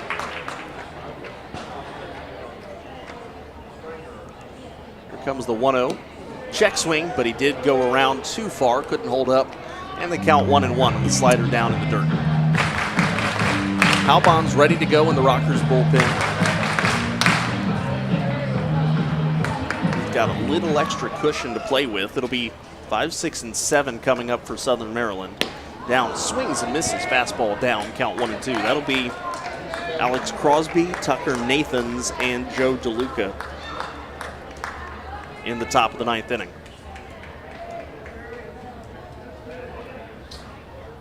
Briseño comes set. Here comes the 1-2. High fastball, easy take there from Downs, and they count 2 balls, 2 strikes. Well, the Rockers, if this holds, will finish the home season 11 games over 500. They're sitting at even 27-27 on the road right now. Swing and a miss. Downs will chase. That's strike 3. DeLuca throws it down to first base to complete the out. The 1 run comes in on the sacrifice fly from Quincy Lattimore, and the Rockers have 3 defensive outs left to win this series and to close their 2021 home schedule on a high note. They lead at 9-7, going to the top of the 9th with the Rockers Baseball Network, driven by Van York Auto. To save your spot and for more information, visit the sales table at Golf Course by Horse Today. Hey Rockers Nation, you have the opportunity to win a piece of the Rockers. The pink jerseys the team is wearing for pink at home tonight. Beg your pardon, for auction now through tomorrow night on My Source app. Go to HighPointRockers/auctions because you're good tonight. Finally, we remind you that this is Sunday and we are going to have run the bases after the conclusion of tonight's game. We will be back with you as far as where to line up. But please be ready to go. We will be ready to race it after the game.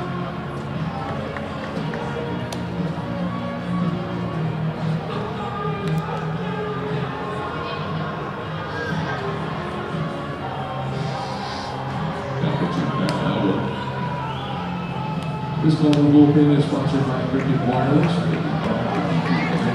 safe. Get your cricket service.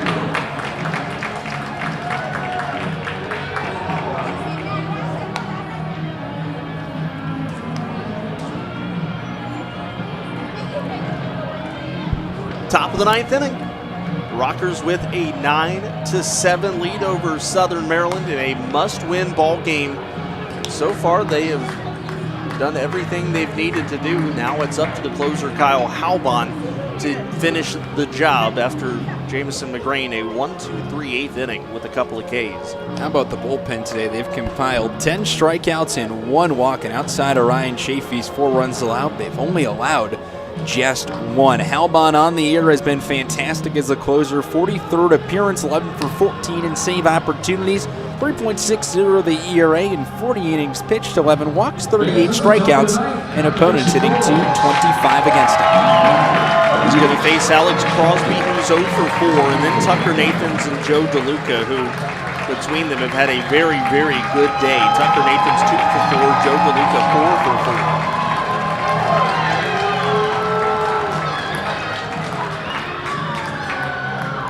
Looks like a young fan out of the left field, right field, has thrown a baseball out onto the field. James McOwen has grabbed it and thrown it back over the wall.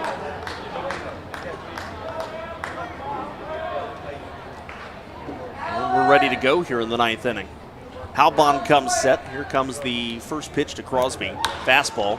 And kind of golfs a little weak ground ball over to second. Russell Martinez comes in, throws to first. In time. Good play by the Rockers second baseman. Had to charge the high bouncer. Fielded it and transitioned into his throwing hand and made the throw all in one fluid motion. That's out number 1. Let's hope so. Brings up Tucker Nathans, 2 for 4 today with a solo home run. 1 out, top of the 9th.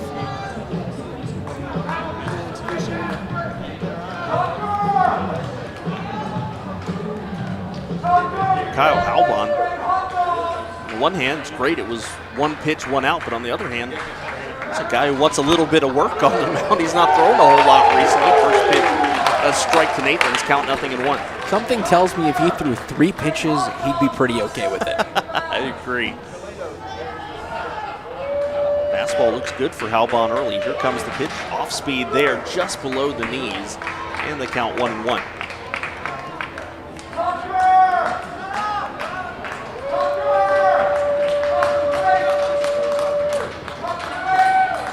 Left-handed hitter Nathans asks for time. Started the day as the third baseman, transitioned to right field at the midway point of the ball game when Carl Bryce was removed from the game. That happened at the bottom of the fourth. Here comes the pitch, fastball.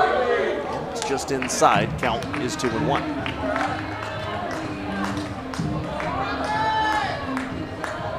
Now it's a good thing the Rockers are hitting the road this week. Storm system expected to work its way up the East Coast early part of this week. This pitch popped up. Left field side. Moore gives it a look, but it falls into the seats. They count 2-2. Beauty of the final week of the season. It ends up coming wherever the Rockers is. There's going to be a lot of different rain delays. Time to make anything up? Yeah, there's no waiting until the second half when it is the second half.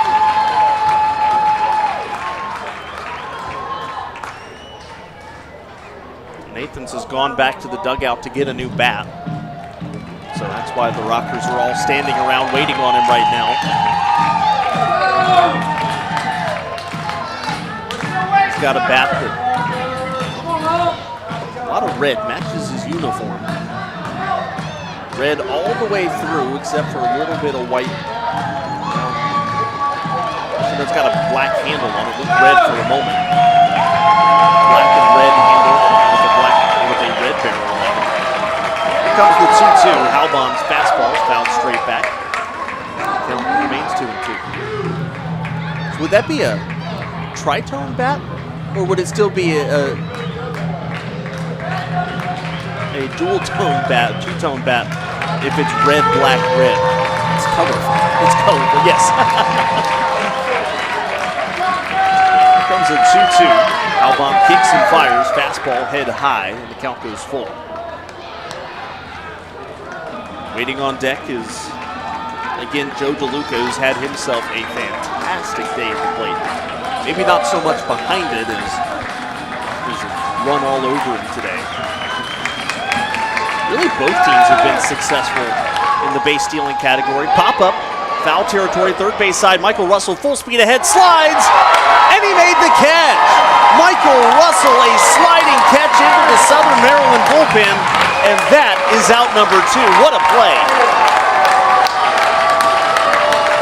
The fans certainly appreciative of it. Kyle Halbon appreciative of it. And the Rockers 1 out away from a big victory.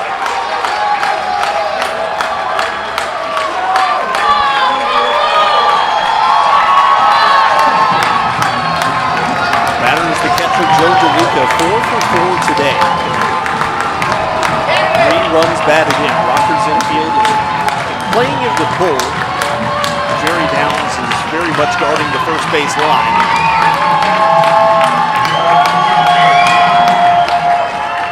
And timeout is called at the plate. Joe DeLuca tries to break the Rocker momentum and energy here. First pitch, fastball, fouls it back and just gets over the net, out of play, and the count 0-1.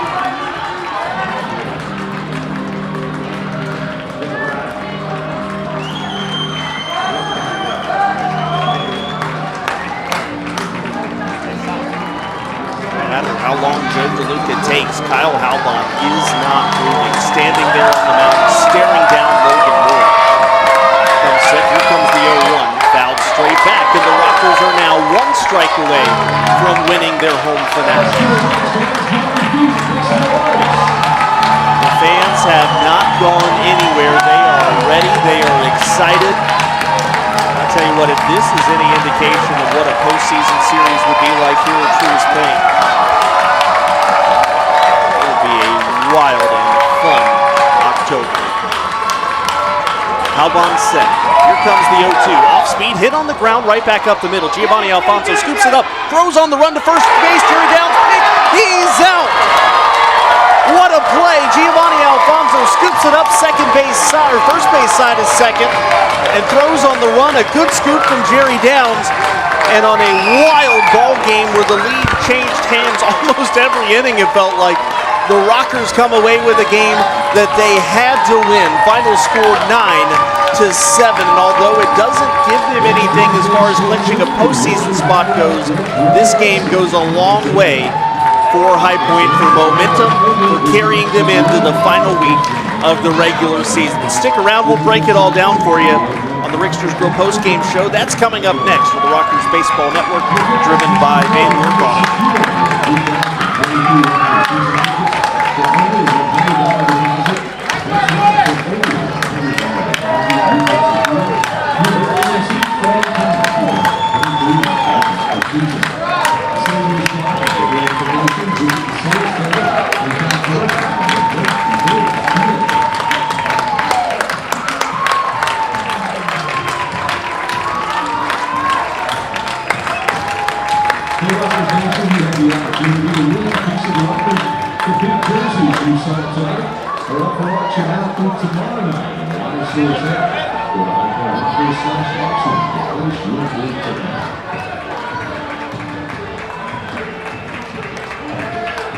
Ladies and gentlemen, sit down for your pick number 1, High Point Rockers.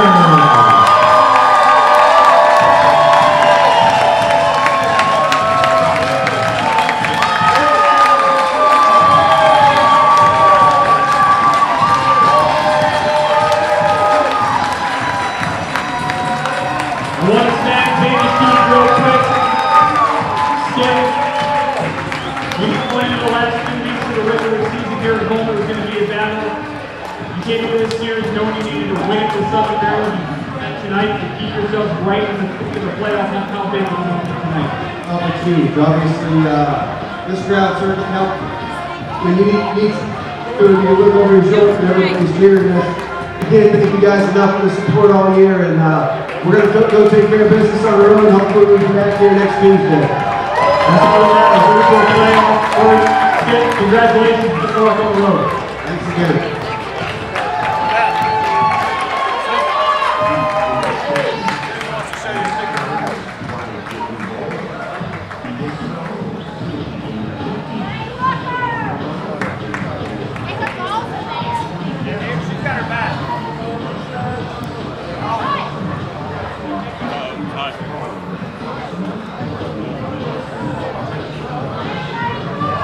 All right, Rockers fans, it is now time for Kids Run the Bases here at Truist Point. Fans 1300 can line up in right field behind section 115 right about now. Ladies and gentlemen, welcome into the Rickster's Grill postgame show. Rickster's Grill is the official postgame hangout of the High Point Rockers. Visit them today, 3815 Tinsley Drive in High Point. Well, the Rockers got it done tonight. Final score 9-7 over Southern Maryland. They win the first leg of the 6-game stretch by taking 2 out of 3. They head to Regency Furniture Stadium for a Tuesday through Thursday series against Southern Maryland. And the big thing here, that extends the Rockers' wildcard lead to 5 over Southern Maryland. And with 7 games left to go for High Point, that feels pretty good. What doesn't feel pretty good is the fact that the Blue Crabs are still only a half game behind Long Island. But the bottom line is this weekend, the Rockers did what they had to do. All you can do in this situation is win. You're unfortunately in a spot where you don't really decide your own destiny. You're relying on some other teams, but what you can do is make sure you get it done yourself, and that's what they've done here, and that's what they did this week in 2 really good wins. You know you're not going to win 9 times out of 10 against someone like Darryl Thompson on Friday, but they fixed everything around this team. They've finally been able to hit with runners in scoring position. The pitching's been fantastic all week. Absolutely, and the way that Jamie Keefe managed his staff today, it really had the feel of a postseason game. Everybody's on a short leash. He's playing the matchups, and at the end of the day, it worked out for the Rockers. It became a battle of the bullpens for a little bit, and the Rockers used a big 3rd and 4th inning in which they scored 7 combined runs with 2 outs in each of those respective innings, and that's really what propelled them tonight. Exactly, that's the big thing for them. And you look at how this went down. The 3rd inning was massive, and how about Quincy Neoporte really cementing himself as a Rocker with a massive hit in the 3rd, and Jerry Downs, who seems to get it done every single night. 2 RBI double in the 4th that really gave the Rockers the lead. They sealed this thing up. They got the lead in the top of the 1st, or the bottom of the 1st inning rather. Michael Martinez, a double, would bring in Michael Russell, 1-0 your score at that point, but then the Blue Crabs came roaring right back in the second. A solo home run from Tucker Nathans. That was a monster shot off of his bat, tied it up at 1. Jordan Howard, a sacrifice fly. That went a little shorter, but it got the deal done as Joe DeLuca came in and scored 2-1 in favor of Southern Maryland. Bottom of the third inning, Quincy Neaporte, the big double with 2 outs that brought in Lattimore and Downs. 3-2 your score at that point, and then a couple of batters later, James McOwen gets in on the double train as well. His 2-run double brings in Neaporte and Jay Gonzalez, 5-2 Rockers. Top of the fourth inning, though, things kind of fall apart, at least for a moment, with Ryan Chafee on the mound. Joe DeLuca, a 2-run home run for the Southern Maryland catcher, and a couple batters later, Jordan Howard, also a 2-run home run. Blue Crabs on top, 6-5. Bottom of the fourth inning, Jerry Downs, a bloop double that falls in to left center field. 2 runs come in and score for Jerry Downs, becomes the first and only High Point Rocker to date to ever hit the 80 RBI plateau. That's exactly where he sits following the conclusion of this game. That double also gave the Rockers a 7-6 lead, and a lead they would not give up. Jared Mitchell would hit a ground rule double to bring in Downs to make it 8-6. Top of the sixth inning, Zach Collier with a double brings in Luis Silva, their final run of the ball game, 8-7 your score. Bottom of the eighth inning, though, the Rockers have an opportunity for a little more insurance, and they get it. Quincy Lattimore, a sacrifice fly to center. Michael Russell comes in to score, and the Rockers bullpen does the rest, while the 7th and the 8th and the 9th inning combine to retire the final 7 Southern Maryland batters. Rockers win in final score 9-7. Final time of the game, 3 hours and 14 minutes. The attendance, 2,079. The total home attendance for 2021, 108,200 fans through the 59 home games. It's time to go around the Atlantic League one final time, brought to you by Ginny Maurer Cruise Planners. And it looks right now like everything's going to hold around the league. Charleston earlier today, an 8-5 victory over Lexington. A walk-off 3-run shot for the Dirty Birds to get the win. Their win is win number 35.5 after they lost 38 games in the first half. Austin Adams, the loss falls to 4-4. Junior Rincon, the win, improves to 6-2. Lancaster finishes off the sweep of Long Island before Lancaster heads home to play 3 against the Ducks this week. 6-3 the final. Zach Smith, the win, improves to 2-5.